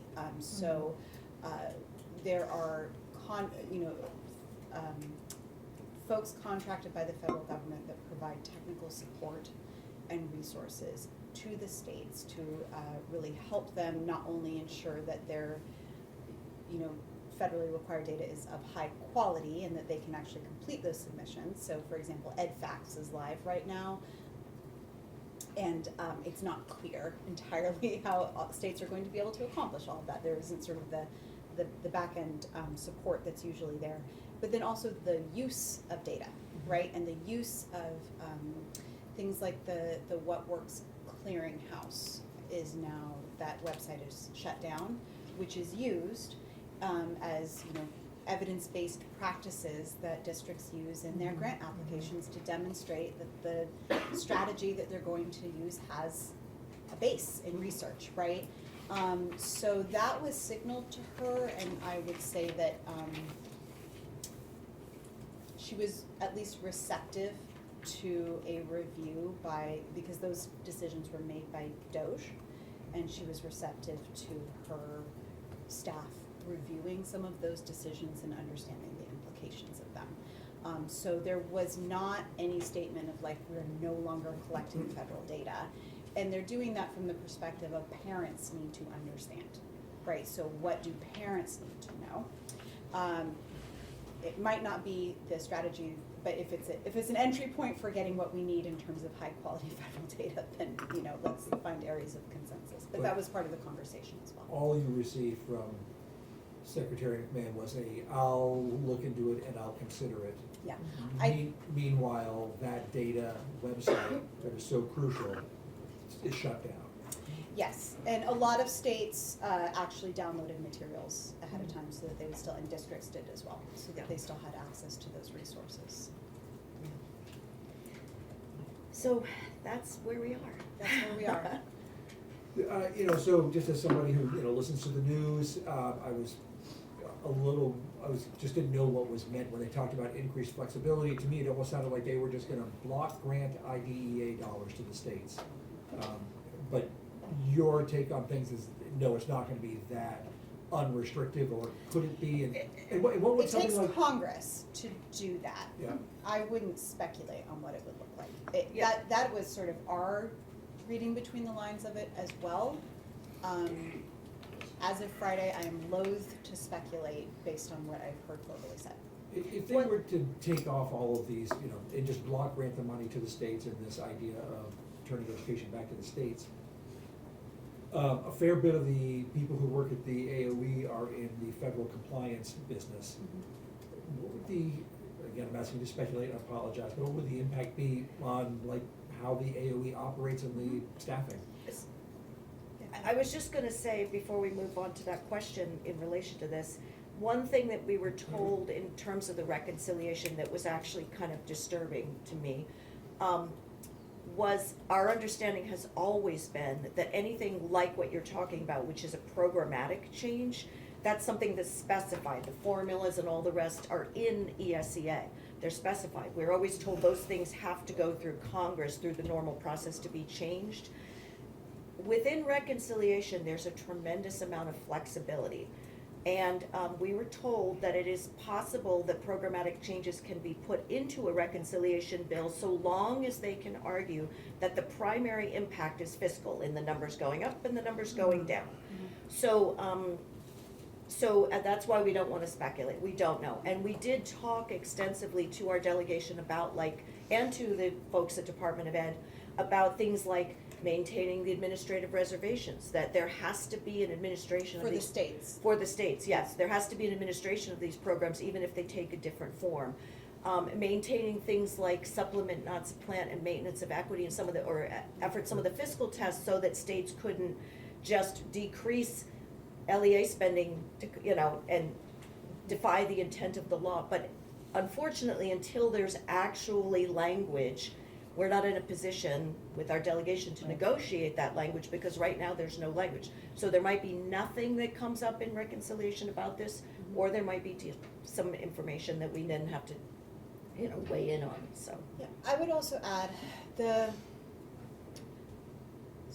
rhetoric is one of reducing burdensome processes, and allowing states, and it's never clear what's meant by states. Does that mean the governor? Does it mean the state education agency? what does states control mean, is unclear. Allowing states to be leaders in instruction and educational leadership, right? So as we sort of think our way through this, I don't think that we actually disagree that some of these federal data reporting requirements are burdensome, not only for the agency, but for districts, for classroom teachers, right? I mean, this is actually one of the sort of trends in education is over the past 20 years, the sort of administrative burden of data reporting and you know, template after template and form after form has really increased exponentially, and that has taken away the ability of, you know, principals and superintendents and special educators to do that thing that they want. So is there potential there that a reduction in some of those more burdensome requirements may actually have the benefit of allowing folks to be able to do more learning and teaching, right, which is sort of what we want to happen. At the agency level, depending on so for all of these formula grants, it's called the administrative set-aside. It's what we pay agency staff to be able both to do the compliance functions, the financial functions, and programmatic support. If we had less of the reporting and compliance, but the same amount of money, what would we do? I mean, I think we would very clearly invest in the kind of support and leadership and on the ground field work that we would all like to be doing. So that we would use that money to sort of drive those strategic priorities and the needs of the field. So we're going to have to kind of navigate our way through really uncertain territory. If we take them at their word, there may be opportunity there. ...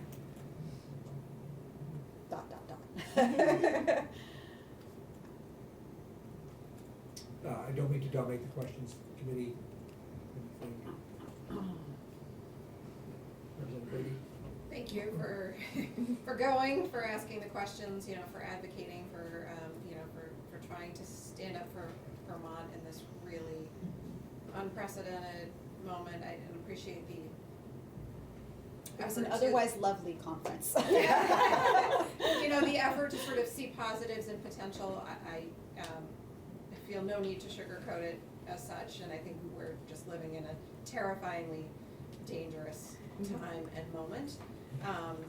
And I think we, as a state and as an education committee and legislature, have to keep in mind all of the things at play. And while we may disagree between parts of the legislature and the governor's office and the administration about transformation timeline and work that we want to do in this state to increase equity of opportunity for all students and to bend the cost curve in our education spending, and the House obviously passed out our plan last week, there's a broad level agreement, disagreement perhaps on some of the details and timelines, but broad level agreement on kind of the direction we're going. However, there's like a giant asterisk in my mind next to all of it, which is that if the agency has to spend all of their time deciphering, quite frankly, you know, disgusting, disrespectful letters from our federal agency of education and you know, getting that out to LEAs at 5 o'clock on Friday to quickly move around paper, that is the moment we are in that none of us at this moment can control. And so our hopes about developing a statewide calendar, developing a statewide student information system, or developing guidance to help districts with business processes towards consolidation will take a back seat to the hottest fire burning at the moment. And so I guess I'm not sure it's a question so much as it just feels to me like this enormous asterisk that I hope we are all you know, cognizant of in this, again, just absurd moment that we are in. And I appreciate the balancing you're doing in sort of surviving day to day in the world that we're in and thinking towards the future. We all want to be thinking towards the future, and the barriers being put up in the moment are just. Can I respond? I know there wasn't a question, but yeah. So, it's certainly not helping. You know, I would say, you know, way back in January, when we sort of came in with all the data, one thing that we had signaled is, the federal funding in Vermont is not as high of a percentage as it is in many other states. So for most districts, it's 5 to 10%, right? And so that helps us a little bit, like it's a lot, right? It's a lot of noise and a lot of impact, and also there's the executive orders and all of that. But in terms of sort of the larger scope of education funding, it's not a huge amount of money. But what is my biggest cause for concern is that what we were able to show is that under our current funding system, the way that it's playing out in the real world is that our higher needs communities are spending in the state funding less per pupil than our better resourced communities, and where we are making up that difference is those federal dollars. Mm-hmm. So that to me is like that vulnerability. And so I don't disagree with you at all that it's distracting. It's certainly taking my time in ways that I don't love. But it also, for me, also really highlights the urgency in some ways. And so I fully note and appreciate that this is distracting, and we're trying to do really big, complicated work that needs our attention. And at the same time, for me, it is driving that sense of urgency, because where the impacts are felt are disproportionate.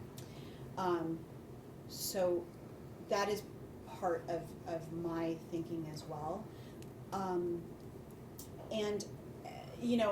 I promise I was not trying to put a rosy glow on this, but there really is some strategic thinking that we could do. If the administration genuinely does this thing that they're talking about, and if we were in a different state, I would have a different answer. But I live in Vermont, where we have an incredible commitment and support to public education. It's the thing I value as a Vermonter and as a parent and as an educator.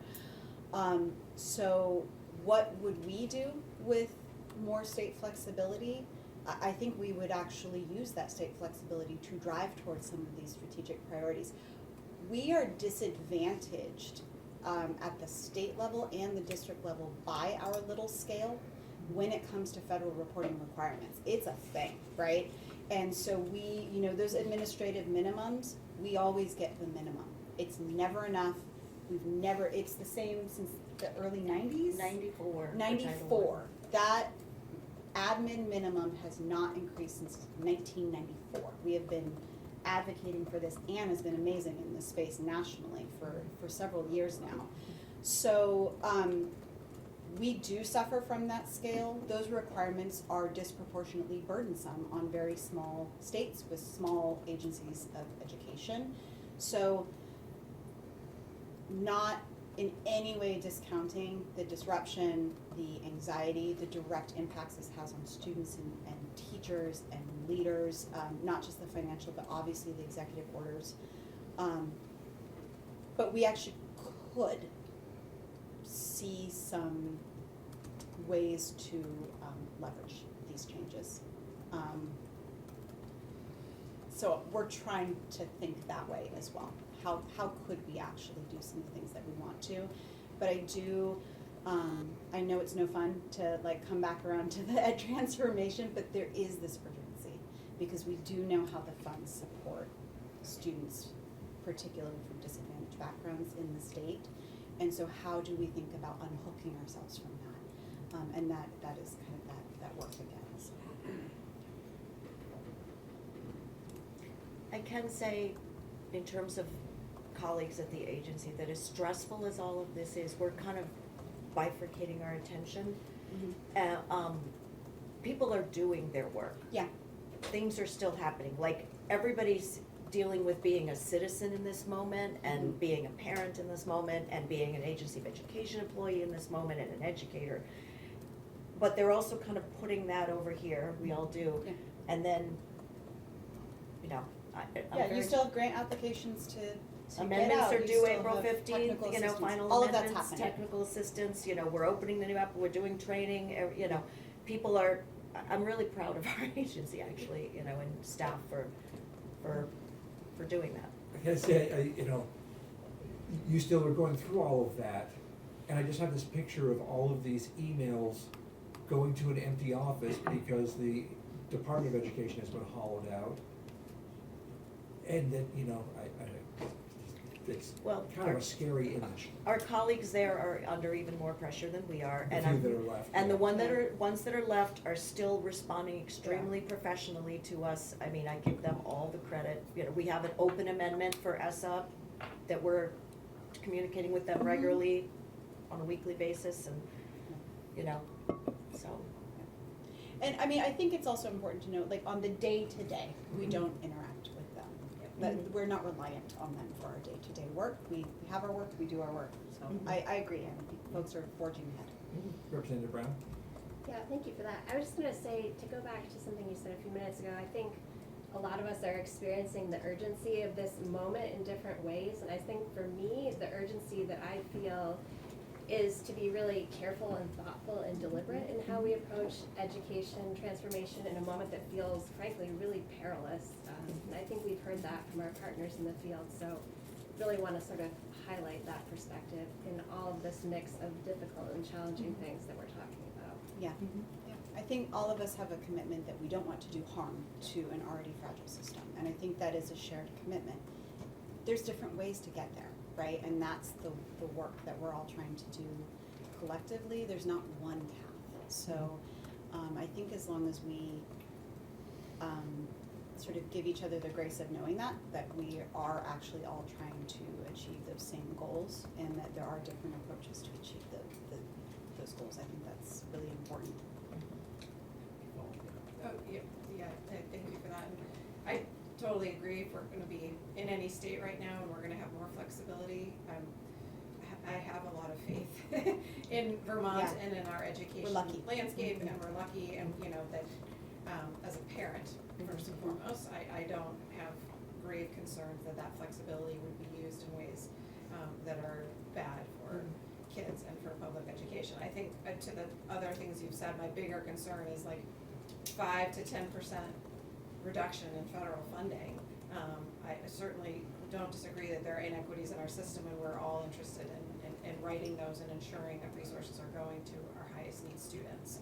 And they are likely, those places will be hit hardest by much of the, you know, federal shenanigans that are happening right now.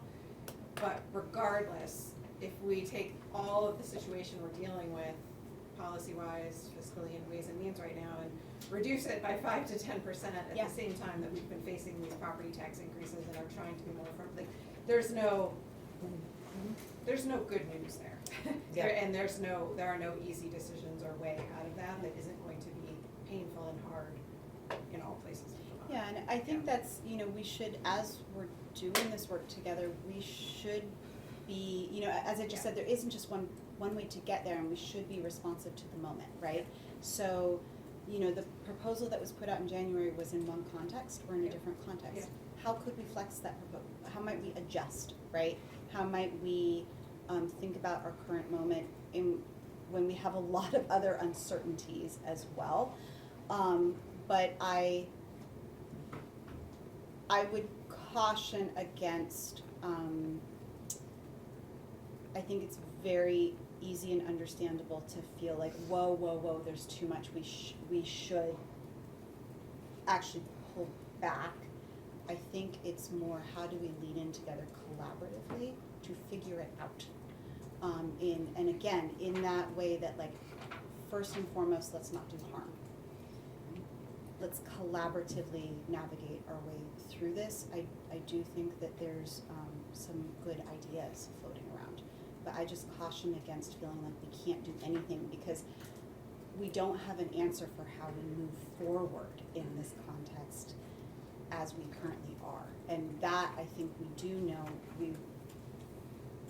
we will continue, if nothing else changed, right? If there was no federal difference happening here, we still need to address this because we do know that our current path forward is one of cut, right? That is our current path. So how can we move forward and do this thoughtfully, collaboratively, and in light of changing circumstances? I actually do have faith. I know it's a tough moment right now in the session.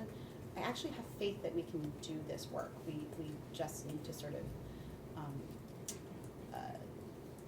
and maybe I'm going to be optimistic here because I've had coffee.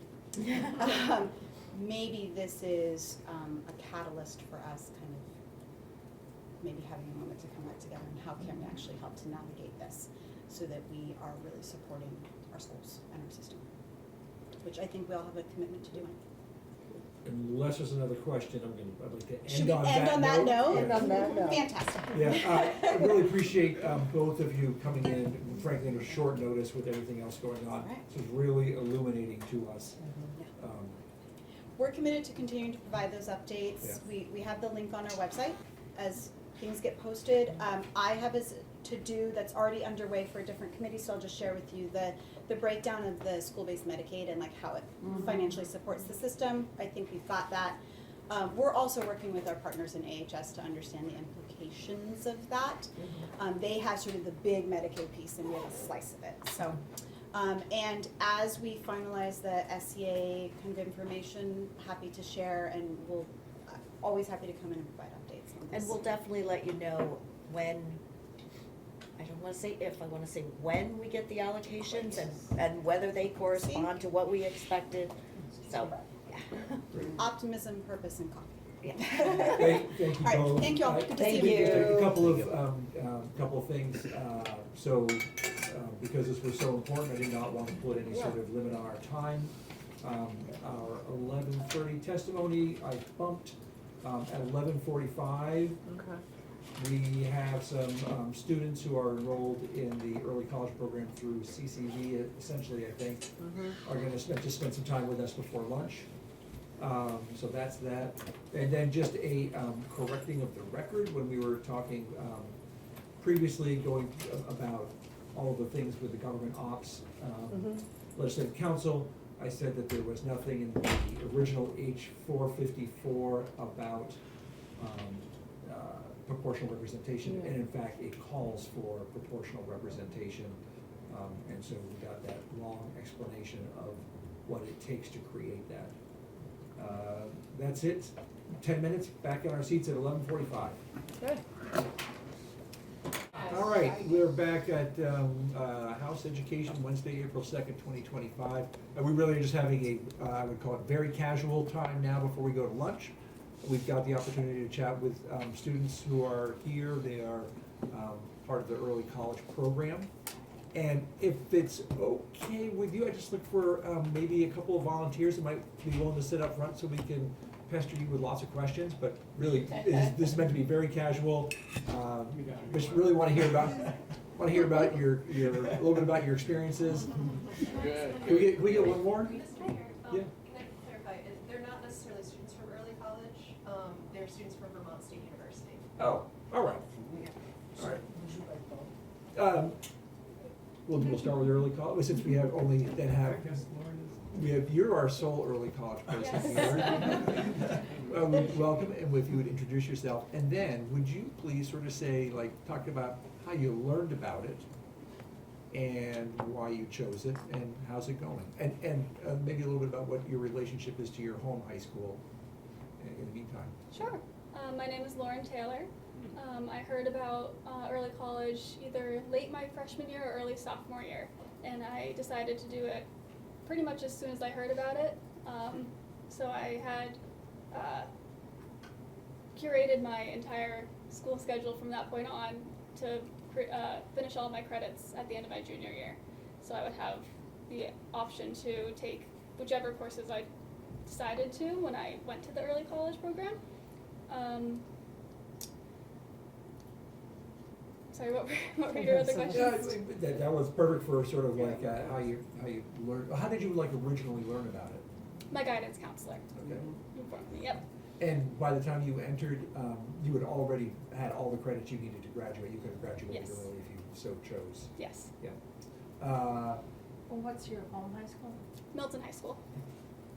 If you, I don't know if, I'm sorry, if you did notice the similar last name to one of the members of our committee. Oh.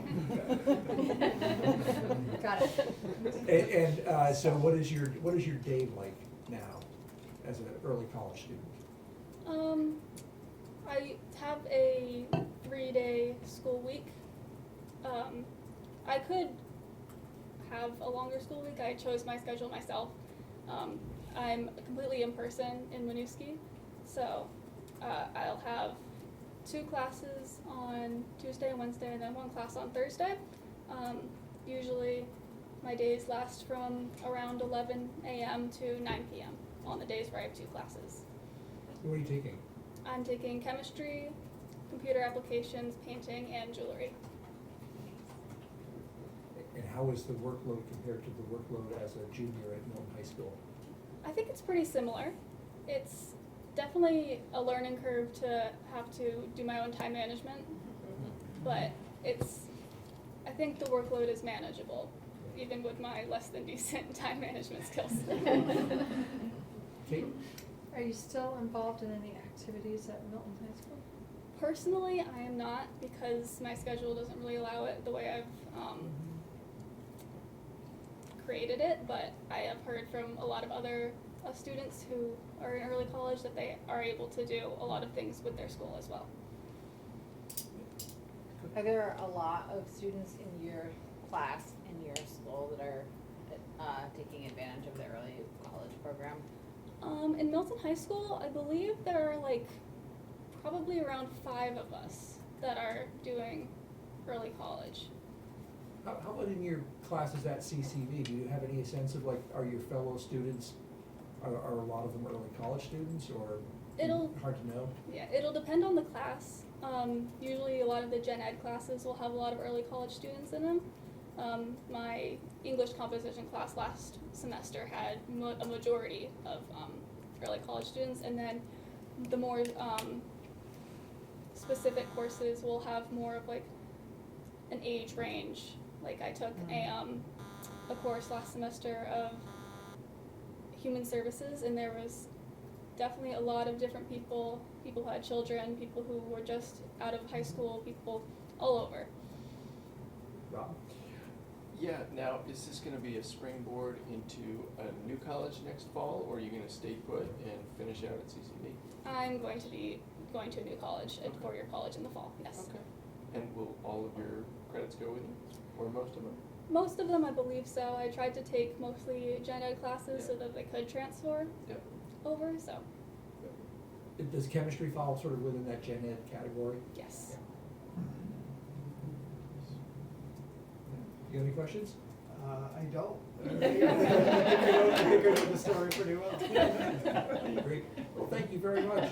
Yeah. But we can switch and get a couple of, oh, I'm sorry, you were sitting right up there to me. Yes. But I assume you are not an early college student. Not an early college student, that is correct. Yeah, where are you a student? So I'm a student at Randolph, VTSU. Yep.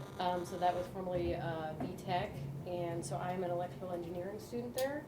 At the end of this year, I'll have my 2-year degree, and then I'm continuing to attend for my 4-year degree.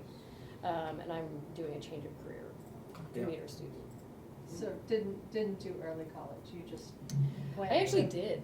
You did? I did it in a completely different state in Washington State, and I loved it. Yeah, so good job. Yeah. Yeah, but that was for something different. That was a lifetime ago. So. So from a student, we hear a lot about how things are going or not going with our state university. At the high level, how are things going from the student level? Very well on the student level. There's a lot of really hardworking staff on Randolph. We are lacking in teachers in the electrical department, or we will be soon. There's a couple that are headed for retirement, sadly, and they're still great. They're just, they want to have their, nice sunset years or whatever. So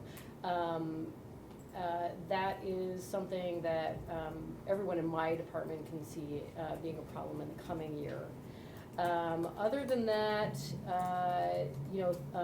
very happy about the green building being redone, and just want to thank everybody in this committee for the funding that you're providing. Sorry, go ahead. No, you keep talking. There are This is a just for- ton of nursing students and vet tech students right now that are, you know, going full bore. I see them in the library all the time studying their butts off, so hopefully we can fill in some of the positions across the state. Same with, we've got construction tech, that's a very good program, construction and auto. And then I'm in the electrical engineering department. There's also a bunch of manufacturing engineering and mechanical engineering. And those departments are all bringing in a lot of new students. And I think, you know, that's very good for the state considering that we need more skilled labor. Yeah, absolutely. Go ahead, Kate. So that's where my question is gonna go. Is it your intention to stay here? Are they helping you Yes. find internships or employment or anything for when you finish up? Yes. Because you said you're finishing up in May, like Yeah. you're done. No, I'll Oh, you have my have another 2 year in May, Okay. and then I'm going on to get my 4 year. So There, I actually at the same school? At the you same did? school, Okay. yeah. So I do have an internship. I had an internship last summer. I'm returning this summer as a full-time employee, and I'll be going to school and working for them moving forward. And that's at Nolato, the medical device manufacturer. The school is very good about job placement. Most everybody I see who's a junior or senior has been either already placed in an internship or is about to be, so. That's great news, because we That's really right. wanted to stay. Yes. Did you say this was a career change for you? Yes. Yeah, what were you doing previously? So I used to own a small business. I owned a business making ice and delivering it to bars and restaurants in Chicago. That was, like I said, a long time ago. So you're there. And yeah. And so my business went under in 2020. I have people out here, so I moved out here and decided, I love manufacturing. I always loved manufacturing, so I wanted to go into electrical engineering, things like that. So what I'm hearing you say is, I came to Vermont, I'm now studying in Vermont, and I can't wait to apply all of my skills once I graduate in the state of Vermont. Absolutely, yes. Yes. I like it here, it's a great state. Thanks a lot. Yeah. It's a good start. Maybe just a couple others, want to just tell us a little bit about your experiences at the state university. You guys want to jump up there? That'd be great. No, just, Oh, yeah. Knock it over. She'll make sure you don't get left. Just tell us who. Just tell us. Just one up to another. Yeah. Chairs over there, help yourself. Go between us, I like to hear, please. Nice. I'm tough in my left ear, so. Are you guys? So tell us. Why don't you tell us who you are and where you go to school? Yeah, so I'll start. My name is Thomas Keogh. I go to Vermont State University, Castleton. I'm from Manchester, Vermont, and born and raised here. Yeah. Hey, what's up? My name is Carsten Sava. I grew up in South Burlington, and I go to VTSU Linden, and also natural born Vermonter. My name is Luke Walters. I grew up in Richmond. I go to Johnson campus. I'm a triple major in math, science, and secondary education. So, trying to get a dual licensure. Yeah. That's great. So, you know, the State University's gone through huge transformations over the past many years. And I guess my question is, since you're at different campuses, do you feel as if you are like only a student at Johnson or Linden or Castleton, or do you feel like you're part of a bigger system, and kind of how does that work?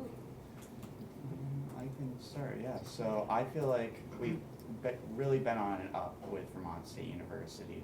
We went through our time of the merger, which was a rough start, but now with the new president, President Burke, things have been really smooth sailing, and I think we've bound to create a more inclusive environment with one another.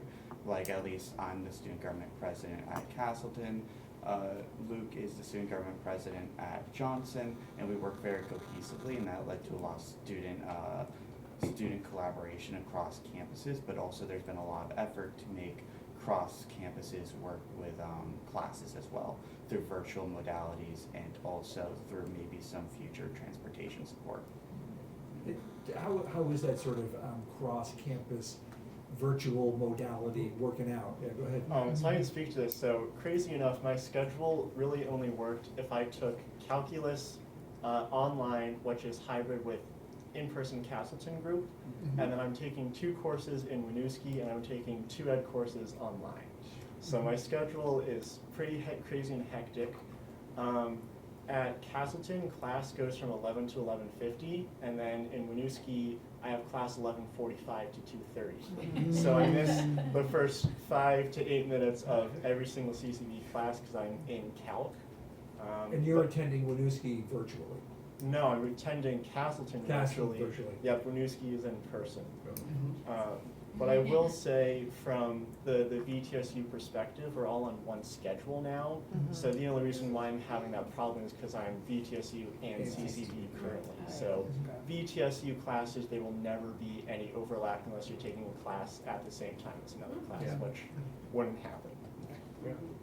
Oh, you got, so you're in person, you're virtual, I guess was the only, but you're not, and you are traveling, right? Yes, I have to leave 9:30 every day to get to Winooski before calc starts, and then after calc, I go right to my class. Yeah. What's your experience? My experience, going into fall of 2021, I specifically went into inclusive childhood education because I want to be a teacher. And then I would say in the in the spring of 2024, due to personal reasons, I switched my major into interdisciplinary studies, where I get to create my own specific degree. And the 3 majors that I decided to combine are education, psychology, and art. And I've been doing that since. And a little bit of virtual, I've been doing with that a lot, especially last semester where I had all of my classes fully online, and that was definitely something that was like really interesting as like a very like social person that I am on my campus. I was still able to figure things out while I was able to do that by talking to my professors, as well as being able to do a lot of different kinds of clubs on my campus to keep myself active. And so I can force myself and say hi to people and smile and do what I can. So you were living on campus, but Yes. taking all of your classes virtually? Yes. Sounds like it. The COVID days. Oh, yes. Oh. Well, yeah, that's kind of how the education program works, Yeah. especially in Vermont, because you're student teaching in person. So a lot of the education courses end up being online and later in the day. I know somebody who is graduating with their teacher degree, and every Wednesday from 5 to 8 they have a virtual class, because that allows teachers to go teach throughout the day and then at night, and she has people from all 5 campuses in that class, so it's super cool to see that. And I'm not up with the technology, is it basically just of Zoom? Yeah. Okay. There are Yes. some classes that are also taught asynchronously, where a professor will be grading the assignments, giving the assignments, will be able to be communicated by the professor. Like I'm taking MBA courses while I'm doing my undergrad, and those are all asynchronous. Just curious, like how many of your fellow classmates do you find are doing similar things, you know, dipping into other campuses, catalogs, and doing that? Is it kind of a big deal? I would say every student I've talked to at least has had one experience. Okay. If anything, I think it's probably like one student has taken at least one Zoom class with another campus. I know a lot of my friends have personally taken multiple. So yes, I would say it's very common. A couple of presidents ago, there was a proposal that every student in the state university get a credential of value. I don't know if that proposal sort of went away when that president went away, but it just seemed like an intriguing requirement to have.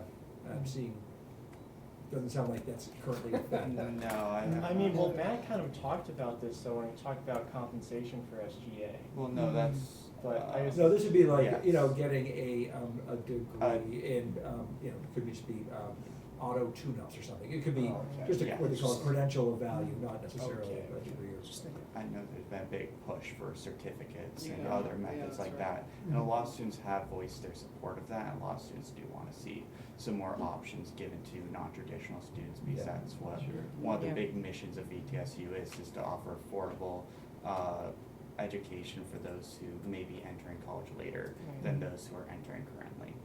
Like I came in fresh out of college, but we have a lot of early college, a lot of non-traditional students, a lot of first gen, and low income. I think we make up our 50% first gen and over 50% low income. All right, Kate, last question. Sorry. Two questions, really. Did any of you participate in early college? It sounded like you didn't. And the second question is, are you gonna stay in Vermont? A lot of pressure there.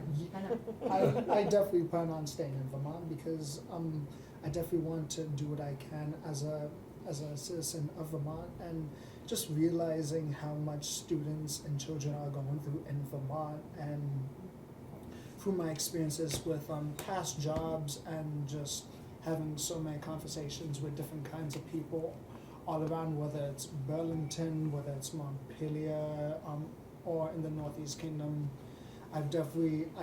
My heart has been touched enough to know that I definitely do want to stay here and make an impact here. I would say Vermont, I feel like I belong. So my freshman year, they announced that they might be closing the library and getting rid of NCAA sports. My entire team basically went into the transfer portal, transferred away. I also did that, went to a different state, different college. It was D1. I had nearly a full ride scholarship. Hated it there, so I came back. I plan to stay. I might dip out for a little bit and do teaching through the Peace Corps. So I'm looking at an opportunity in Ghana or Argentina. And I might be looking into a conference that happens in Philly for teachers, where you bring your teaching license from any state, and they hook you up to teach abroad, where they'll pay for your housing, your food, your transportation, and then you do, after your time is up, you come back. So, yeah. Some adventure first. Yes, some adventure first, but Vermont is definitely my home to be. Lucky. And right now, I'm currently pursuing graduate assistantships for my master's degree. Currently, I'm already pursuing, I already have over 9 credits in my MBA course. I've been offered graduate assistantships and have applied to some higher ed positions across Vermont, whether it be Middlebury, UVM. So right now, the plan is to stay in Vermont.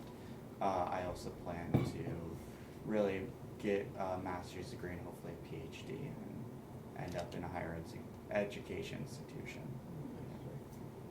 All right, just for timing, we'll stop here, but everybody feel free to hang out and mingle. To mingle.